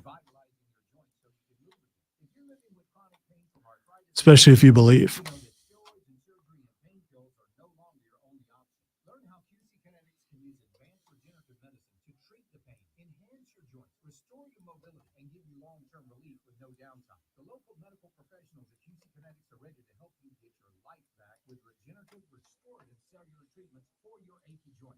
Consultation, give them a call at 864-448-3772. That's 864-448-3772 in Greenville and in Nashville. 864-448-3772. Do you have 3 ex-wives and your current trophy wife wants a life insurance policy 3 times the size of the policies you had to purchase for your previous mistakes? If so, you need to call Big Lou at Term Provider, 800-700-6898. Big Lou is intimately familiar with your problem. Yeah, real good game from the Braves last night. Now I'd love to see him follow it up with another one. Consistency is key. $200 per month. Big Lou may have a solution for your previous policies as well. You may even save enough money to lighten the load on your new $1 million policy. Remember, call Big Lou. He's like you. He's only on number 2. Call Term Provider at 800-700-6898. That's 800-700-6898 for $1 million in term life insurance that you can live with. Call Big Lou at 800-700-6898.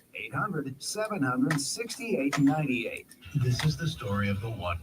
As a facility technician installing a new welding station, he knows getting the ventilation right is critical for safety. That's why when questions arise, there's Grainger. Grainger offers detailed technical product information online at his fingertips, so it's easy to find what he needs. Because when it comes to safety, having answers means he and his people can breathe a little easier. Call, click Grainger.com, or just stop by. Grainger, for the ones who get it done. What's better than 1 win? 3 wins. With straight savings. I know you're saying you need to sweep Rob Mac, and all I can think of is, have you ever looked at someone and wondered what kind of wrestling move you'd like to do to them? Not saying that I've thought of that on Rob, because obviously it's a Scorpion Death Drop. But have you looked at someone and thought, you know what? If I could put a wrestling move on them, what would it be? Since Rob's the only one of the two of us who's actually been in a wrestling ring and wrestled, I'm sure he had a signature move. Mine was given to me. I was asked to go with the come off the rope and finish with the Hogan leg drop. Oh wow! Yeah, I wanted the Macho Man elbow drop off the top, but while they taught me to take a bump, they didn't give me enough time to try that and practice it enough times that the guy taking the bump was comfortable taking that bump. Because he thought you might actually land the elbow and correct.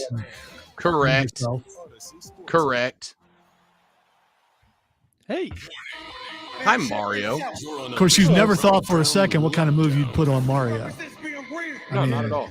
Yeah. Why would I ever give any sort of physical harm to Mario? I'm above that.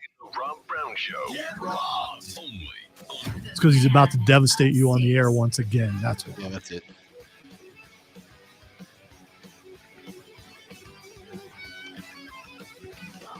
Anyway, we go, ladies and gentlemen. The fourth, the final, the best hour of the Rob Brown Show starts right now. Welcome back, and happy week 0 of college football season, my dear friends and family, and happy final week of the NFL preseason. It's less happy final week of the preseason and more happy less than 2 weeks until the NFL regular season gets underway. Broadcasting live from the Bro Cave at the Casa de Love. I am Rob Brown, back in the palatial Fan Upstate Studios, the man that is in charge of this radio show and every radio show you love except for BetMGM tonight.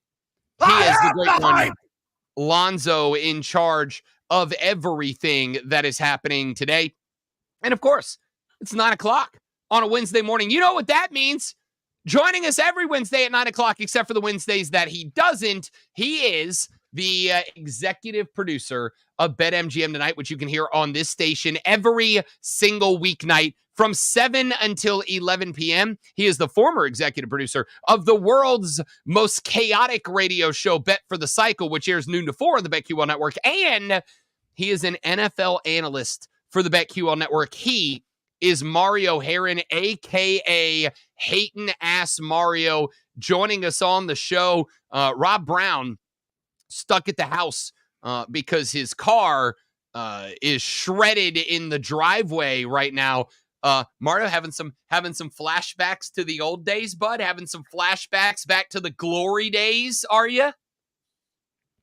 I am, and I love the hat collection and the jersey collection in the back. Like, that always impresses me every single time. And I gotta say this too, Lonzo, are you getting lonely in the studio without him, or is it more of a relaxation? Because that can go one of two ways. Well, it's quiet. That's all I'm going to say. It's very quiet. That's not a bad thing. It's not I have to keep my headphones on during the commercials so I can save my ears for, until retirement kind of thing. Wow. As Heath Ledger playing the Joker once said, if you're good at something, never do it for free. All right. I'm good at being loud. I've made a job. I've made a career out of it. Not a great one, but one nonetheless. Hayden Ask Mario joining us here on the radio broadcast. Let's jump into it, man, because we've shorted ourselves the last couple of weeks, and let's not make that mistake today. Let's dive headfirst into the AFC North and the NFC North. A couple of teams that I don't think we need to spend a ton of time on, but we will mention and get your thoughts in passing. The AFC North, I think, has an opportunity to be maybe the most interesting division in football this year. The Baltimore Ravens, led by reigning, defending, undisputed NFL MVP Lamar Jackson at quarterback. Joey Burrow, a.k.a. Joey M. Munam with the bleached blonde locks, coming back this year. Deshaun Watson expected for the first time to be fully healthy for the Browns to start week 1. And then there's the Steelers. You got a little bit of a quarterback controversy there. A team that, on one hand, hasn't had a losing season under Mike Tomlin. On one hand, was a playoff team last year out of the AFC. On the other hand, a lot of people very down on Pittsburgh. Let's start with them. Can this team under Russell Wilson, Justin Fields, or some combination of both, can they repeat as a playoff team this year? I don't think so. If you have 2 QBs, you have none. And that's what they have right now. And even if you watch, I don't put everything into preseason, but there's little notes I think you should take from it. And look, it's the same Justin Fields that we saw last year, where he'll escape the pocket and he'll make maybe an unbelievable play, a throw where you're like, God, how did he do that? And then the next play, he has a clean pocket. Someone has a seam route right down the field, and he overthrows them by like 15 yards. And you're like, all right, well, that was just the craziest low and craziest highs I've ever seen of any quarterback in the NFL. He's still doing that. Russell Wilson's very far from being in his prime. Like, dude, this Steelers schedule, by the way, is no freaking joke. I mean, Sharp Analytics has them as the hardest schedule in the NFL. And who's to say that, George Pickens doesn't get a little pissed off and then he doesn't even play to the most of his abilities? Who's to say that when TJ Watt gets hurt, which he definitely will, that there's not a steep drop off for the Steelers? And this is a schedule where they can't afford a steep drop off. And they're in a division that I would argue is probably the best division in football. So I don't see them making it to playoffs. I see them having a very, very rough year. I see it get worse and worse for the Steelers. And honestly, I think this would have been a great year for like a complete rebuild if they really went for it. I don't think they'll ever go for it because that's just not the Pittsburgh Steelers way, especially under Mike Tomlin. But if you could spell out the perfect year to kind of take a dip, get your QB kind of like reset, this could be the most perfect season for the Pittsburgh Steelers to do that. We've talked about it. I've said a couple of times, I don't think that all of the issues in Denver last year were on Russell Wilson. I really don't. I think Sean Payton is viewed as an offensive innovator. My man, it's been 14 years since Sean Payton won a Super Bowl. All right. The game has changed, and he was out for a couple. I don't know that he keeps up. I think that Russell Wilson was an easy scapegoat for the Broncos last year, and they were willing to utilize that excuse. And on top of that, what you just mentioned, Justin Fields shows flashes of brilliance, but it's remarkably inconsistent.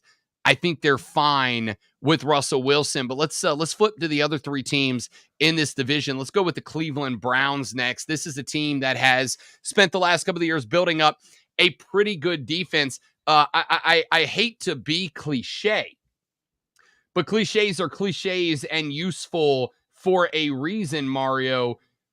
I think the Cleveland Browns go as Deshaun Watson goes. If Deshaun Watson is the guy that they're paying $265, whatever it is, bazillion dollars guaranteed for, the guy that played down in Houston, Texas, the Browns will make this a 3-horse race. If Deshaun Watson gets hurt again or he doesn't return to that form, it comes down to the Ravens and the Bengals for who wins this division, in my opinion. I agree. They kind of lucked out last year in a couple different ways, right? Like last year, it was backup season, right? So many QBs got hurt, and they kind of got the luck of the draw of Joe Flacco being one of the better backup QBs of them all. This year, I highly doubt that we'll see as many guys go down. And on top of that, I don't see luck really going their way. And remember their home versus away splits. Like their home defense was the 1985 Bears. Their away defense was the North Carolina Tar Heels defense who lets everybody score. And it's just bet the over every single time because they just have no idea how to play defense. So that worries me a lot too. Are they going to be as consistent as they are at home as they are away? Like, is that going to come home this year? Or is that going to still be a problem? Deshaun Watson, it's another year of another injury. It's another year getting older. Do we know mentally if he's still there? Keep in mind, too, how's this going to affect a team that it was pretty out in the open that Amari Cooper was on the chopping block and going to get sent away for Brandon Ayuk? That just didn't come to fruition. Amari Cooper didn't really handle it that well. I love Kevin Stefanski. I love every move that he makes. I think he's a very smart head football coach. I think it's going to be very tough for the Browns to pull it together this year. That being said, I actually trust them more this year than the Baltimore Ravens. I am going really, really low on the Ravens this year. I just think the Ravens lost a lot. I mean, they lost Mike McDonald, who's considered like a boy genius at defense. I've heard a lot of people call him the Sean McVay of defense. Then you lose an assistant GM to Joe Ortiz, who took a bunch of guys from there with him to LA. You lose your DBs coaching, you lose 3 offensive line. And then if you look around your division, everyone kind of got stronger this offseason. What did like the Ravens do, really? And also, Mark Andrews going to get hurt. That's Lamar Jackson's number 1 target. Like, there's just steep drop-offs, I think, that are coming. I think this defense is going to show a little bit of regression, too, with Mike McDonald not being there and taking a lot of his staff with them. I think it's going to be kind of issues for Baltimore. I think Cleveland kind of can bump them off and be that second horse in the race with the Cincinnati Bengals. Talk to me about your thoughts a little bit more in depth about the Ravens, because this is a team that I think wins this division again. And the addition of Derrick Henry, it's not just that Derrick Henry is a bulldozer that wears cleats. And he is. Like, Derrick Henry is one of the few guys I think we'll see this year that is the exception to the rule of running backs hit 30 years old and they're just done. The wheels come off. That man can still go. But it's not just Derrick Henry's ability to run. What I love is you stack the box, you tell your outside linebackers, don't let Lamar Jackson cross your face, which is what I think a lot of defenses do, right? Your outside backers are crash down backers and keep Derrick Henry from getting to the outside, or Lamar Jackson from getting to the outside. You do that and the Ravens pick up on it. Here comes King Henry through the spot where those linebackers vacate. You don't do that because you want to dial in on the big old bruising running back, and then Lamar gets across your face to the outside. Like, the offensive run game of this team is so damn dynamic with the addition of Derrick Henry. I think the Bengals will be able to go point for point with the Ravens against anybody. I just think the Ravens are going to be a dramatically better offense. Do you disagree? Is it the offensive side of the ball that worries you, or the defensive, or a little bit of both? It's a little bit of both. I just think like Patrick McQueen also leaving this past offseason hurt them a lot. Just the O-line, like Derrick Henry is one of the best running backs we've ever seen. But he's also coming up on 30 years old, and I'm just going to be like, beware on that. You know, like I get it if people, like you said, like I get if you're on the other side of going, I don't think Derrick Henry's going to lose a step. Like, I completely get that. But I'm also a person that's banking on this year, like regression from Derrick Henry and regression from CMC. Because there's just a lot of miles on those guys, a lot of damage that are done, and they're very physical. They're very hard runners. And we've seen the steep decline in the running backs throughout the years with that. So I see that as being a weakness. And like I said, like the offensive line losing 3 guys, like that's going to be a weakness for this Baltimore Ravens team. Like, that's going to be really hard to kind of recover from that. The defense is going to take a step back, like I said. And, you know, you kind of mentioned like the run game of how good that's going to be for the Ravens. I'll kind of back to you. Who is like arguably the best running back and the hardest to stop the NFL, but just didn't play last year because he got hurt? Nick Chubb's going to be back. We can't forget how much of a game changer Nick Chubb is.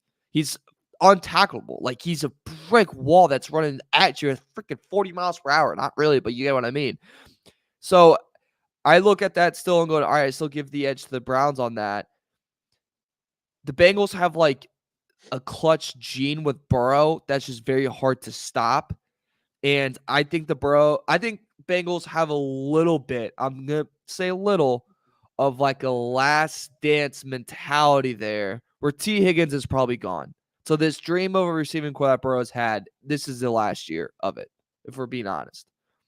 And I think that little angle of it and the we lost a year of our window last year and we're going to come in and be stronger and really kind of hit the ground running this year, I think it's going to come to fruition. So when you have that with the Ravens, it's just too many people are at the party and you're not going to get in. You know, we reached the limit. There's 50 people that are going to get in. We need 20 guys and, you know, more girls need to be in there. We reached a 20-guy limit. I'm sorry, Ravens, you're going home.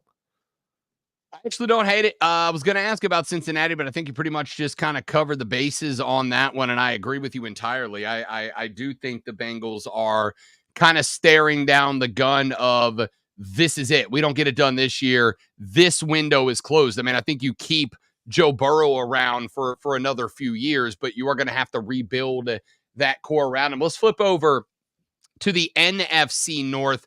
The team that I think falls out, and it's not even their fault. It has just been a traumatic offseason. Ladies and gentlemen, if there are any Minnesota Viking fans in your family or friends group, reach out to them. Make sure they are okay because they are probably not. Listen, I think Sam Darnold is going to show that while he has been the butt of many jokes for many years, he's actually a better quarterback than he gets credit for, and especially when he is working with one of the best wide receiver cores in all of football. But there's just been so much going on around this football team. To me, it feels like despite a decent run of success the last few years, the Vikings are the odd man out in this division. They will be. And I think the weird thing about the Vikings is they're going to be like the best bad team in football. You know, because their defense is like Brian Flores got them to improve later on in the year. But their offense, if you really look at, like you mentioned, their receiving core is insane. Like Justin Jefferson and Jordan Addison, like that's a pretty insane receiving core. Oh, also, you know, they have, was it Dalvin Cook in the backfield? Like that's a pretty tough thing. And like, I don't think Sam Darnold, by the way, like I also, hand up, I've had Ryan Horvath preaching in my ear for the past 3 months of how good Sam Darnold's going to be. Maybe I started drinking that juice. But Kevin O'Connell is very good offensive mind, given a lot of good weapons with the quarterback that's kind of been through it all, where it can't get any worse for him, and he kind of has nothing to lose. He's going to lose his job anyways after this year. Like, he's done. You know what I mean? Like, this is 1 year to start. What if he goes out guns a-blazing? Like, I think they're going to be bad, but I think they're going to be a really hard team to beat every single time. And I think they're going to take wins away from Bears, Packers, and Lions. I think they're going to split with the Bears. I don't think the Bears sweep them. And don't be surprised when the Packers split with them either. Maybe Lions sweep them. I could see that happening. But I still think they could split with the Bears, split with the Packers, because they're going to be a tough team to beat. And they're just going to you're going to give you headaches. You're going to take Excedrin after playing them every single time as a fan. You're going to go, this is so exhausting. I know we're going to win, but boy, are they making it hard. By the way, running back for the Minnesota Vikings this year, former Green Bay Packer Aaron Jones. Not Dalvin Cook. Yep. I'm an all idiot. good. All good. Dalvin Cook was there for a very long time. Talk to me about the Pack, because I got to tell you, it kind of blew my mind yesterday. Jordan Love has shorter odds to win the MVP than Lamar Jackson does. I think the Packers are going to be fine, but I think maybe we're getting a little carried away with the Jordan Love is the GOAT stuff right now, Mario. So I grew up a Bears fan. I hate Green Bay Packers more than anything on this planet. I hate them more than absolutely anything in this world. You could send someone right now and slap me in the face and spit in my face, and I'll still go, I hate the Packers more than you. I hate them. What if they showed up and put a tattoo square on your ass cheek? I would still hate the Packers fan more. Okay. I would hate. I can't stand them. Their jerseys are brutal. I hate the tradition. The cheeseheads are dumb. It's all dumb. That being said, I do agree with you that there's a little bit of overreaction right now with the MVP stuff. I do get it where I think Lamar, it's going to be extremely tough for Lamar to win another MVP because he's already won 2, and voter fatigue's going to come that direction. But, Jordan Love gave us one half of a good season last year. And I think if you look at the offseason additions by both the Bears and the Lions, I'm not saying the Lions, went and got every guy that they could, but they retained a lot of their coordinators. And when teams retain the coordinators or retain their essential staff, they tend to take the next step. Like that's Clemson, when they kind of went on the road with Dabo, right? Like the thing that was so unique about them is their staff was retained. Like those guys stayed, and that culture was just built and solid. You see with the Chiefs right now, like Andy Reid's staff, mostly they stay contained. Ben Johnson's back with the Detroit Lions, kind of like the last stand situation, if you will, there too. That's going to bring some heat. The Bears have arguably the best receiving core in football. They have Caleb Williams, who looks like he's everything and more. They have Montez Sweat, who's been a monster so far in camp. They have Jalen Johnson, who's, by the way, is slept on, one of the best corners in football. They have DeAndre Swift right behind Caleb Williams. The O-line's actually pretty damn good. Darnell Wright, I think, is going to be come as one of the best tackles in football in about 2 years. There's so much there that the Bears have and that the Lions are returning. I think the Packers are going to take a step and get dinged by it. All right, 30-second answer. Detroit Lions, genuine Super Bowl contender or not? Yes, absolutely, because I think the Niners have to rely a lot on Purdy this year, and because I think CMC is just going to take a step back, and we'll see how great Purdy is, and I think Goff has some experience, and Campbell's ready to get the boys to bite some kneecaps. We have, with Mario, over the past 3 weeks, talked NFC South. We have talked NFC West. We have talked NFC North. Same with the AFC. Next week, we talk NFC and AFC West. And then we got football on the docket. He is the executive producer of BetMGM Tonight, which you can hear on this station every single weeknight from 7 to 11. I'll be with BetMGM Tonight, filling in next week on Monday, Tuesday, and Wednesday. Looking forward to it. Hayton asked Mario Herron from the BetQL Network joins us here on the show. Appreciate you, big dog. Of course, and I hate you, Green Bay. We got that. We picked up on that. Just made it very clear. Back after this on the Rob Brown Show in the Fan Upstate. Your one-stop shop for sports betting insight. It's MGM Tonight on the BetQL Yeah, I Network. realized what I Tonight at did. My 7, bad. Only on the Fan. Upstate. All right, fella. Nice work, buddy. I can't believe that Aaron Jones down. I give him Here's so the Carolinas' most trusted That's all good. broadcast As soon as I said, I was I like, did, oh, it's not that. Partial Listen, sunshine develops Jaden beautiful Daniels today with a high of 82. is my pick to be the best quarterback out of this class. And in the 64. lead up to the draft, I spent a show calling him Jaden Williams like 40 times. Don't worry about it. Happens Okay, to the best. there's so many Jalen Williams in sports. It's insane. Oh, I know. It's I know. crazy. It completely fried my brain. And it was Trista. Trista corrected me. I think I was in on I can't remember if I was either in on one of the guest spots or if I was hosting with Trista one day. But I Yeah. slipped up and I did it on. Oh no, I know exactly what it was. It was in the run up to WrestleMania. The week before WrestleMania, I came on and I twisted them into giving wrestling bets on the show on my guest spot. And Trista got super into it, right? Like she was like really into the wrestling bit. Yeah. And so we got through and she's like, let me ask you one more. She called me Cody. She's like, Cody, let me ask you a question.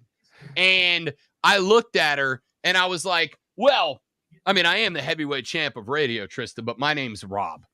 And she called me after the show. She's like, I am so sorry. I've never done like that. What a stupid mistake. I was like, yeah, don't worry about it. We were talking about it. And I told her the same thing. I said, Jaden Daniels is a guy that I think is going to be your rookie of the year this year. And I called him Jaden Daniels on my show about 90 times today.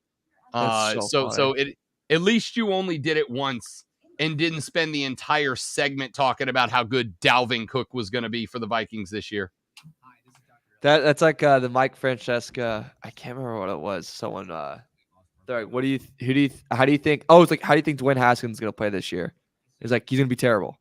And the caller was like played a prank on him, and Mike Francesca just didn't even pick up on it. and then the producer like made him hang up really quick, and you're like, oh no, like that would be my nightmare. I'd be like, oh my god. Oh man, welcome to the big time. All right, buddy, appreciate you. I will. If I don't see you before, I'll see you Monday, man. Oh, I'll see you tonight. Oh yeah, that's true. I'll see you tonight. All right, buddy. Peace. I'm glad he said that. I almost forgot it was Wednesday.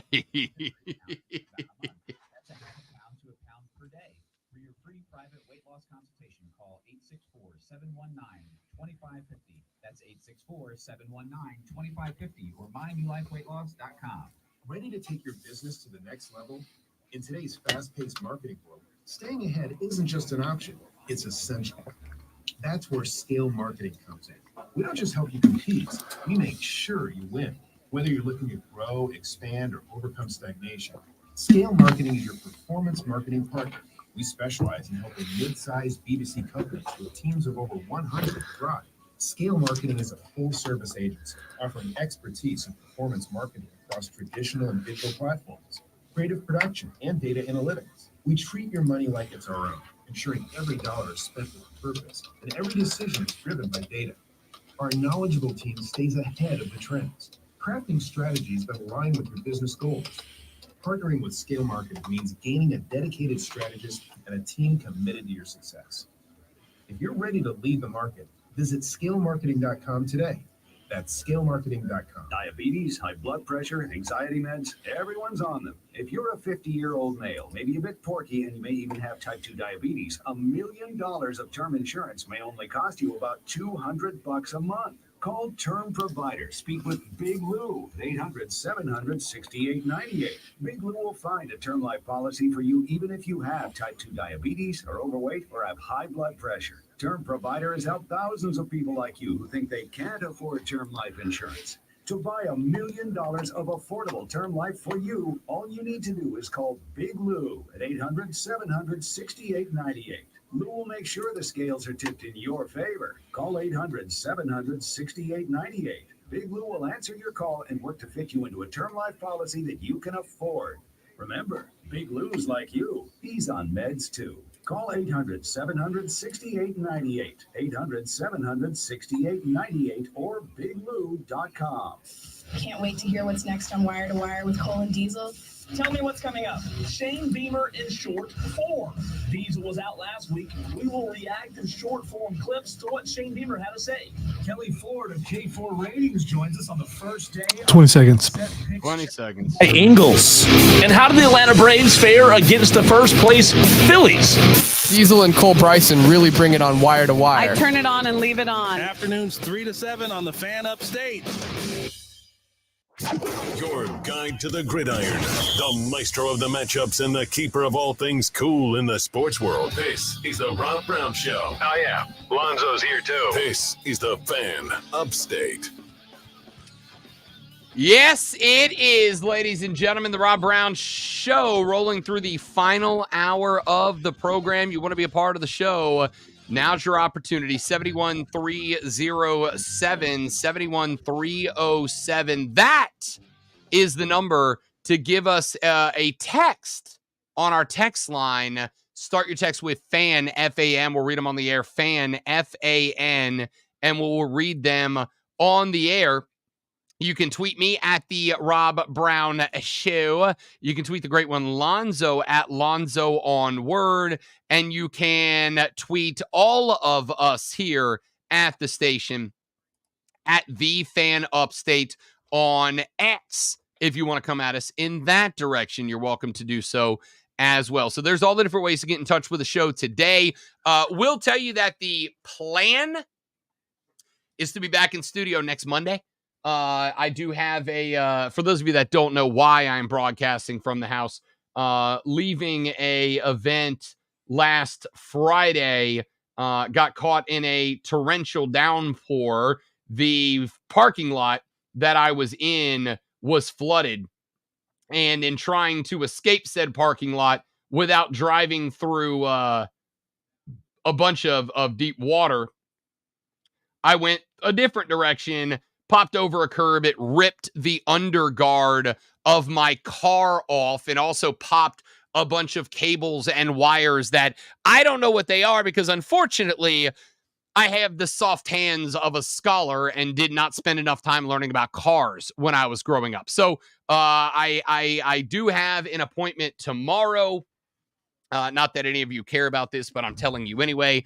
I do have an appointment tomorrow with a body shop that is hopefully going to be able to fix the rig for me, and it will hopefully be done by sometime next week. The best news for me is that this was a perfect excuse to get the motorcycle up and running. So whether I am in the truck or on the motorcycle next week, my plan is to be back in studio by Monday and get the show back to normal. In the meantime, I broadcast to you from the Casa de Love. Zoe, was there anything that Mario said there that threw you off? Was there anything that Mario said there that caught your attention? Says he's very down on the Ravens, says that and what I agree with him, to be honest with you, the Jordan Love stuff is a little bit overrated. My dude did have a good back half of the season and went down to Dallas and beat the Cowboys in a playoff game. But I also maintain so is everybody else that's played Dallas in a playoff game since 1996. So I don't really know how I feel about Jordan Love. Anything that he said that you want to react to? No, here's the thing. Long-haired executive producers kind of think alike. So we had already expressed my concerns about Jordan Love yesterday and about, the sample size is very small and how Green Bay wants him to be the next guy after Brett Favre and Aaron Rodgers, and we don't know that he's going to be. It looks pretty promising, but we'll see what he does this year. And as far as Baltimore, I've been saying that for a while. And I think another problem I think they're going to try to use Derrick Henry too much early on. I think it's going to throw Lamar Jackson off because he's not used to having that guy. And I think he's going to feel like he needs to get him the ball a little bit more. And I think they're going to, if you get down in that division record-wise, you're going to have a hard time pulling out of it because of how good that all those teams are potentially. Yeah, I actually think that's very, very interesting that you bring up, because I have mentioned a couple of times, I think Derrick Henry is very good for Lamar. Gus Edwards, who was there last year and had a real good season, which is why it, to this day, absolutely blows my mind that when that team got to the AFC title game against the Chiefs last year, John Harbaugh apparently just forgot that Gus Edwards was on the team. Like, he just forgot that the Gus bus had carried them to where they were. Got away from that, got away from the identity of what that team was down the stretch, and it ended up costing them in that game. So I gotta hope, and I'm kind of banking on my like of the Ravens, that they did learn that lesson, that they did figure that out, that will be something that they carry with them moving forward. That being said, I think that Derrick Henry is good for Lamar because of what I said to Mario, which is I think that Derrick Henry does something for Lamar that Gus Edwards did not, and that is as a bowling ball back, right? As a dump truck with cleats on, he demands you keep an extra guy in the box, because if you don't, not only can Derrick Henry break through, but as we've seen in Tennessee a whole lot of times, if Derrick Henry gets to the open field, he's got deceptive speed. Speed. I get all that, but why he was the face of that franchise and they let him go. And how do we know that it wasn't Vrabel who knew how to use him better than anybody else? I think he has lost a step. And is he still big? Absolutely. Will it still hurt if you try to tackle him? Yes. but I think he's lost something. I think we're going to find that out this year. See, but here's the thing. I think even if that's true, and let's say it is for the sake of the discussion, I think that's okay because I don't need Derrick Henry home run hitter. It'd be nice if we have him. I need Derrick Henry power back. I need Derrick Henry fullback. I need Derrick Henry, the guy that if you take an extra man out of the box and Lamar catches it, like if I'm John Harbaugh this year, I'm doing a lot of read options, right? Like Derrick Henry and Lamar, I want them working a 1-2 game of read options all the time. You throw an extra man at Derrick Henry, Lamar crosses your face, gets outside, takes off. You throw an extra man to the outside to prevent Lamar from crossing your face and getting wide. Then I'm throwing Derrick Henry at you right up the gut. And I don't need a home run threat. I need a guy that can get me for a run. And Derrick Henry is that guy. I think that Derrick Henry does a wonderful, wonderful thing for this Lamar Jackson-led offense. And because of that, I remain very high on this Ravens offense because I think that they have a versatility to this offense that even though Gus Edwards was absolutely a power back, he was not a Derrick Henry power back. Now they have a Derrick Henry power back in, Derrick Henry, and I think that opens up the field for Lamar. That's not to say I think Lamar Jackson is the type of cat that is going to go back-to-back for NFL MVP. I'm saying he can. I'm saying he's got the ability. I'm saying he's got the capability. And now they have added a tool and a weapon to this team that I think makes him even more capable of doing that. So I like this team a lot. That being said, the reason I think this could be, and this is what I said to Mario, the most interesting division in football is I do not know what the Steelers are going to be, and I'm interested in finding out. I do not know how good Joey B is going to be on the return. If Joe Burrow is anywhere near what he was before he got banged up, you better believe the Bengals are going to be right there in the mix. And this may be, in fact, I'm willing to bet that it is. This might be, Zoe, a 2-horse race that comes down to the very last week of the NFL season. I could absolutely see it playing out that way. All right, let's run to a break. When we come back here in just a minute from right now, we will hit the final segment and we will wrap this bad boy up. Rob Brown, the great one, Lonzo, and you. It is the Rob Brown Show. It is the Fan Upstate. Listen on demand. Have today's show sent straight to your phone. Text Fan Brown to 71307 or listen on demand at thefanupstate.com. This is the Rob Brown Show on the Fan Upstate. I'm Chuck Sanders. Here's the Sports Flash presented by Progressive. Look out. Watch out. Rojas. Whoa. Gone. Home run. Ho-ho-ho. The Call on Braves Radio, a big 3-1 win over the Phillies on Tuesday. Zach Wheeler struck out 8 over 6 full. Marcell Ozuna's solo shot in the 6th, the eventual game winner. Atlanta gains a game in the National League East race. They're 6 games behind the Phillies. Atlanta has wins in 3 straight, while the Phillies have dropped 2 in a row. The Braves in possession of the 3rd and last National League wild card. They've got a 2.5-game advantage over the Mets. The series continues today. 7-7 Max Fried starts for Atlanta, while 11-6 Aaron Nola gets the start for Philadelphia. Bundle auto and home, renters or condo, and save with Progressive. Download the Odyssey app, search the Fan Upstate, and listen anywhere on your phone. I'm Chuck Sanders. That's the Sports Flash of the Fan Upstate. Get in zone, AutoZone. Welcome to AutoZone. What are you working on today? Brakes? We can save you 15% on that. We have OE quality Duralast brake pads and rotors in stock, ready for pickup or delivery. We also have calipers, brake fluid, tools, and anything else you'll need to do the job right. When you get Duralast pads and rotors together, you'll save 15%. It's just part of what makes us America's #1 brakes destination. They say to make yourself indispensable at work, so I developed a digital catering solution that only I can operate. Okay, it's actually EasyCater.com.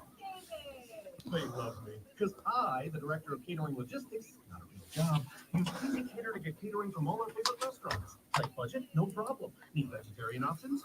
Free? Check and check. Rush lunch today. It was easy. Easy Cater. Easy Cater is your all-in-one pet platform for ordering food for work. Start your order at easycater.com. At Ingles, we're proud to work with hundreds of local farms and businesses in the communities we call home. Not only does it ensure that you get top quality, fresh items for your family table, it's a way for us to support the amazing individuals who pour their heart and soul into delivering the best they can do. Quality. You ever had eggs Benedict before? Oh yeah. I don't think I have. What makes it Benedict? The way they cook the eggs and the way that they are served together. It's what is it? It's poached over ham with holiday sauce. You can be, in my opinion, should be served on an English muffin is the best way to make it happen. Okay. Next time I'm at a breakfast place, I'm gonna have to look and see if they have it and try it. Just cause. I love eggs Benedict.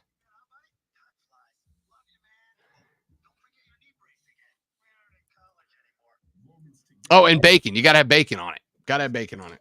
If you're 75 or older or 60 plus with a chronic condition like asthma, COPD, heart disease, or severe diabetes, you're at higher risk of landing in the hospital from RSV, and there are no prescription RSV treatments. Check eligibility and schedule your RSV vaccine at vaxassist.com. Sponsored by Pfizer. Get in zone, AutoZone. Welcome to AutoZone. What are you working on today? Brakes? We can save you 15% on that. We have OE quality Duralast brake pads and rotors in stock, ready for pickup or delivery. We also have calipers, brake fluid, tools, and anything else you'll need to do the job right. When you get Duralast pads and rotors together, you'll save 15%. It's just part of what makes us America's #1 brakes destination. From the Ingles Market Studio. Tigers, Gamecocks, Panthers, Paladins, and Rebels. Punch your ticket to the best local sports.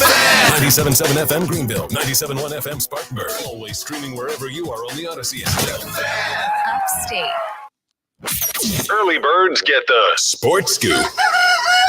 The Rob Brown Show, now morning 6 to 10. On the Fan, Upstate. The Rob Brown Show wrapping up here on a Wednesday morning. Rob, Alonzo, and you, 71307, 71307. Start your text with FAN, F-A-N, and we will read them on the show throughout the course of the day. You can also tweet us at The Rob Brown Show, and you can tweet the great one, Lonzo, at Lonzo on Word. Tweet everybody at the station at The Fan Upstate if you want to go in that direction. I have, both because I am intrigued by it and I dramatically want to get Lonzo's reaction to it. We have a Tom Brady story, ladies and gentlemen. Rookie broadcaster Tom Brady, as he gets set for his first season calling NFL football on Fox, was recently having a conversation with an ESPN personality who shan't be named on this show during the Fanatic Fan Fest that just took place in New York City. Brady was asked about rookie quarterbacks, of which there are plenty of them this year. You've got Jaden Daniels in Washington, Caleb Williams in Chicago, Bo Nix in Denver, Drake May in New England, Bryce Young in Carolina, a horde of rookie quarterbacks. Bryce Young, not a rookie. I don't know why you put him on that list. I mean, it's his real rookie season. Last year was his fake rookie season. His exhibition rookie. Last year was his preseason rookie season. This year, rookie season. Anyway, Brady, he knows people. He's doing it on purpose. So if you're just tuning in for the first time, he's aware that Bryce Young actually played last year. He knows. I am aware that Bryce Young was on a team last year. That is correct. It wasn't a real one, so I don't hold it against him. Just like I didn't hold it against Young, like he's his small son. He's my special little boy, and I will protect him. Okay.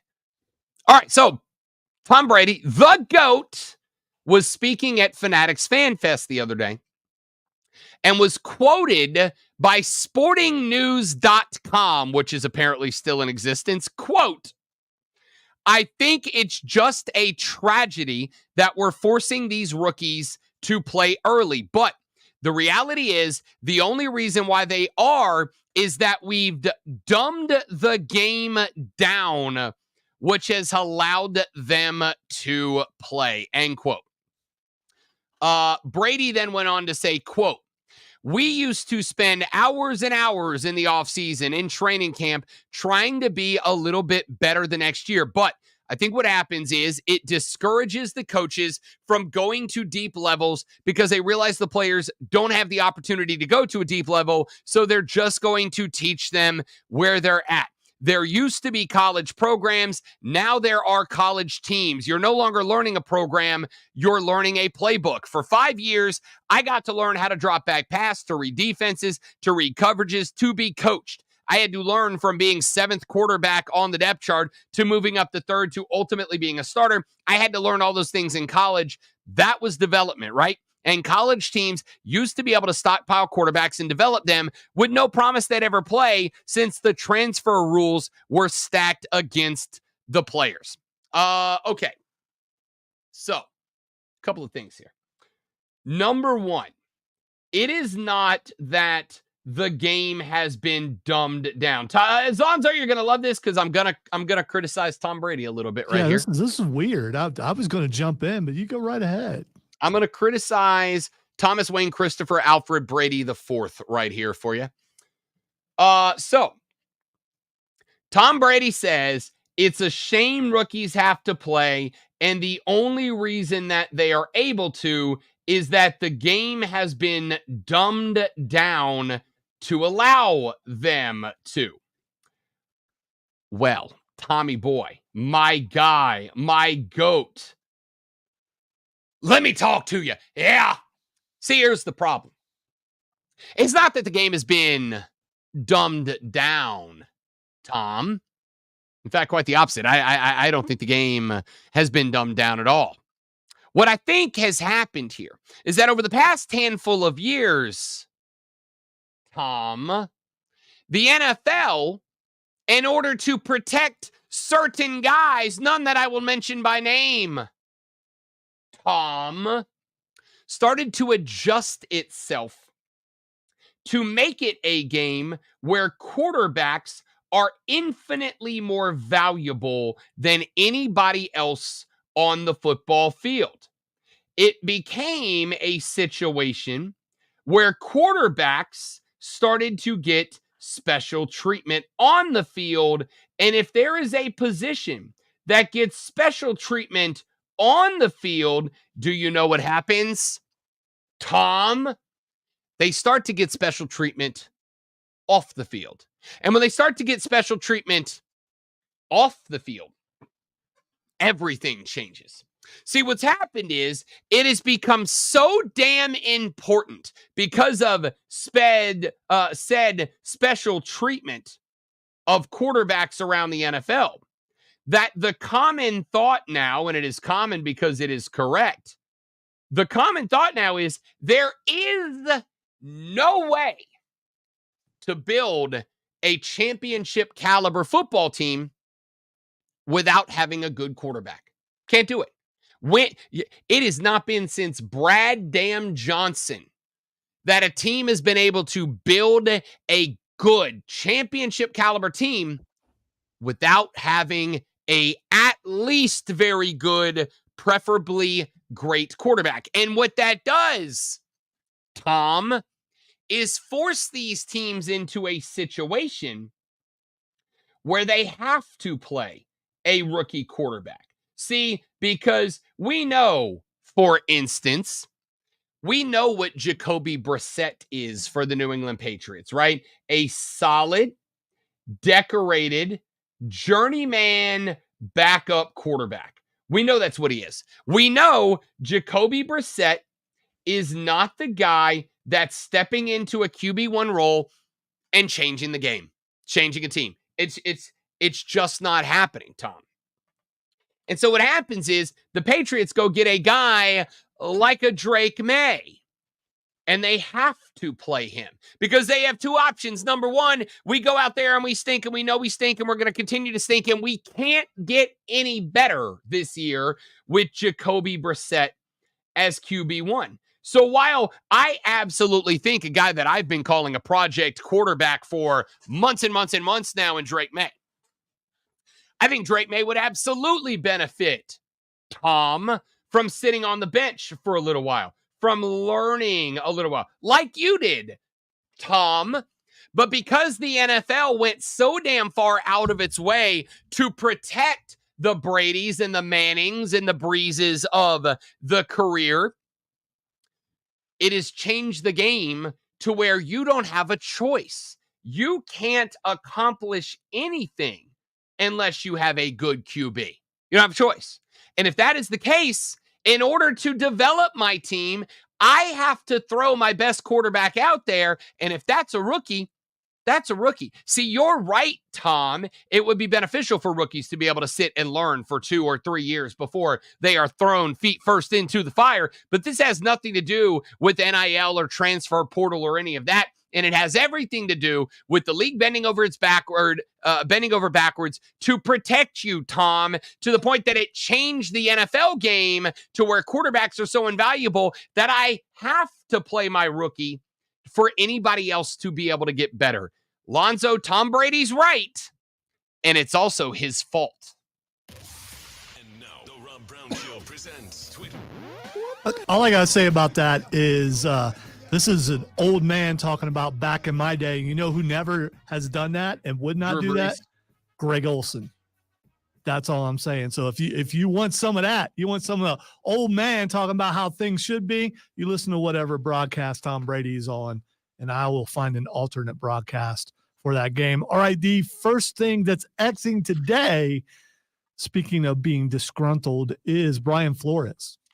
All right, so Brian Flores is trending right now because 2 days ago, Tua Tagovailoa on the Dan Le Batard podcast said that Brian Flores is a bad person, said that he constantly beat up Tua Tagovailoa up to and including telling Tua Tagovailoa to his face, you're not good enough to be and do not deserve to be an NFL quarterback. Well, Tua told Dan Le Batard, kind of tough to grow and get better when your head coach is telling you every day, you don't deserve to be here. You don't deserve to be here. Well, Brian Flores sued the Miami Dolphins for discrimination, removing him from their coaching job. Now we have a story coming out that it wasn't that. It's that the Dolphins wanted Tua Tagovailoa to be their QB1 of the future, and Brian Flores didn't want that, wanted to go a different direction, wanted to play Tannehill and Fitzpatrick and all these other guys instead. Yesterday, Brian Flores responded effectively not denying the claims of Tua Tagovailoa, but saying, look, I screwed up. I made some mistakes. I've grown. I'm a better person than that now. But for a dude for a while there had a lot of guys having his back, these comments from Tua followed up by a lack of denial of their accuracy from Brian Flores has kind of turned into a little As the World Turns NFL edition. All right. I have heard Flores being apologetic to a degree. Remorseful. Oh, yeah, for sure. Yeah. So there is that. Oh, so, apologetic, just didn't deny it. Right. Well, again, when you see that maybe you did things the wrong way, being apologetic is the first step towards not doing it anymore. Just saying. All right. The next thing that's Xing, and I didn't even look it up because I don't know a lot about this, but I know you do. The next thing that's Xing is beer. I don't know why beer is trending, but I'm glad that it is. Beer is good. It is every. Do you know that you can live, technically speaking? And I don't know if this is true. I just heard it on the internet and I elect to believe it because it's awesome. Did you know that Guinness beer has enough nutrition in it that you could theoretically live just only drinking Guinness beer? I'm not saying you should, or that you in any way, shape, or form should think this is a good idea. I'm just saying you can. Here's the thing. Stop drinking cheap beer all the time. Good day. There are days for good cheap beer. You're outside day drinking, nice and hot. You just finished cutting the grass. Crack you a cold Busch Light. It's untouchable. But when you go out, you're having a nice dinner, man, find you a good couple of, maybe a craft ale, maybe a nice Pilsner, a little Irish red somewhere. Mwah. Beer, the cause and solution to many of life's problems. You sound like such a yuppie there. That's weird. All right, the next thing that's Xing is Joe Hendry. Joe Hendry is, of course, Xing because we believe in Joe Hendry. All of us believe in Joe Hendry. I have not gotten a chance to watch NXT last night, but if he's trending, it has to be because they made the right decision and made Joe Hendry the champion of something. He is not the champion yet, but he is the number one contender, and that's why he won the triple threat last night, which was very interesting, had some really good moves and some run-ins. So you definitely need to watch it. And finally, the last thing that is Xing is Xbox Game Pass. Xbox Game Pass. I did see yesterday that there's a whole bunch of new games that have been added to Game Pass. I don't know what they are. I didn't take a chance to scroll through them. Anything that's good that I'm missing out on? Just a more day one drops that have been announced. So okay, too many to mess with. But there Gamescom's going on right now, including the Xbox thing is going on right as we speak. So I like it. Well, I will be checking that out after the show, which is, of course, after the show technically starts right now, because that's it for us. Ladies and gentlemen, thank you all for being here. Hope you enjoyed the show today. When we come back tomorrow, we will be 9 days. No, we won't. Yes, we will. 9 days away from college football. No, we will be 2 days away from college football week 0. Lonzo's got this week 1 crap stuck in my head like that's what matters. No. Week 0 matters, all right? You can't blame it on me. I put the blame on you. You can't blame me. That's not how this works. You're the one pushing that they're boring games and they don't matter, and is wrong about that. Week 0, 2 days away when we rejoin you tomorrow for another rousing rendition of the Rob Brown Show right here on the Fan Upstate. Later. Buckle up and get ready for a wild ride of sports talk. This is the Rob Brown Show on the Fan Upstate. You've heard about the newly approved weight loss injectables that are bringing life-changing results for so I many. think he pretty much admitted the place to that go is QC week Kinetics. 0 is Local useless, and medical I appreciate professionals that. who combine these amazing meds with Way to go, in-clinic man. Your psychological warfare, Lonzo, it just wears on me. Well, that's you got to be in it for the long haul. I mean, jab here and there, poke here and there, and then eventually you find that weakness, that crack, and then the dam breaks. That's how that works. Oh, man. All right, dudes and dudettes, thank you guys for being here. I get to go make more phone calls to find out how many thousands of dollars I'm about to go into debt. Huzzah. Can't wait. Exciting. Yay. All right, have a great day. Thanks for being here. You're all spectacular people. Tell your friends about us. Help us grow the show, and we will see you tomorrow. Goodbye.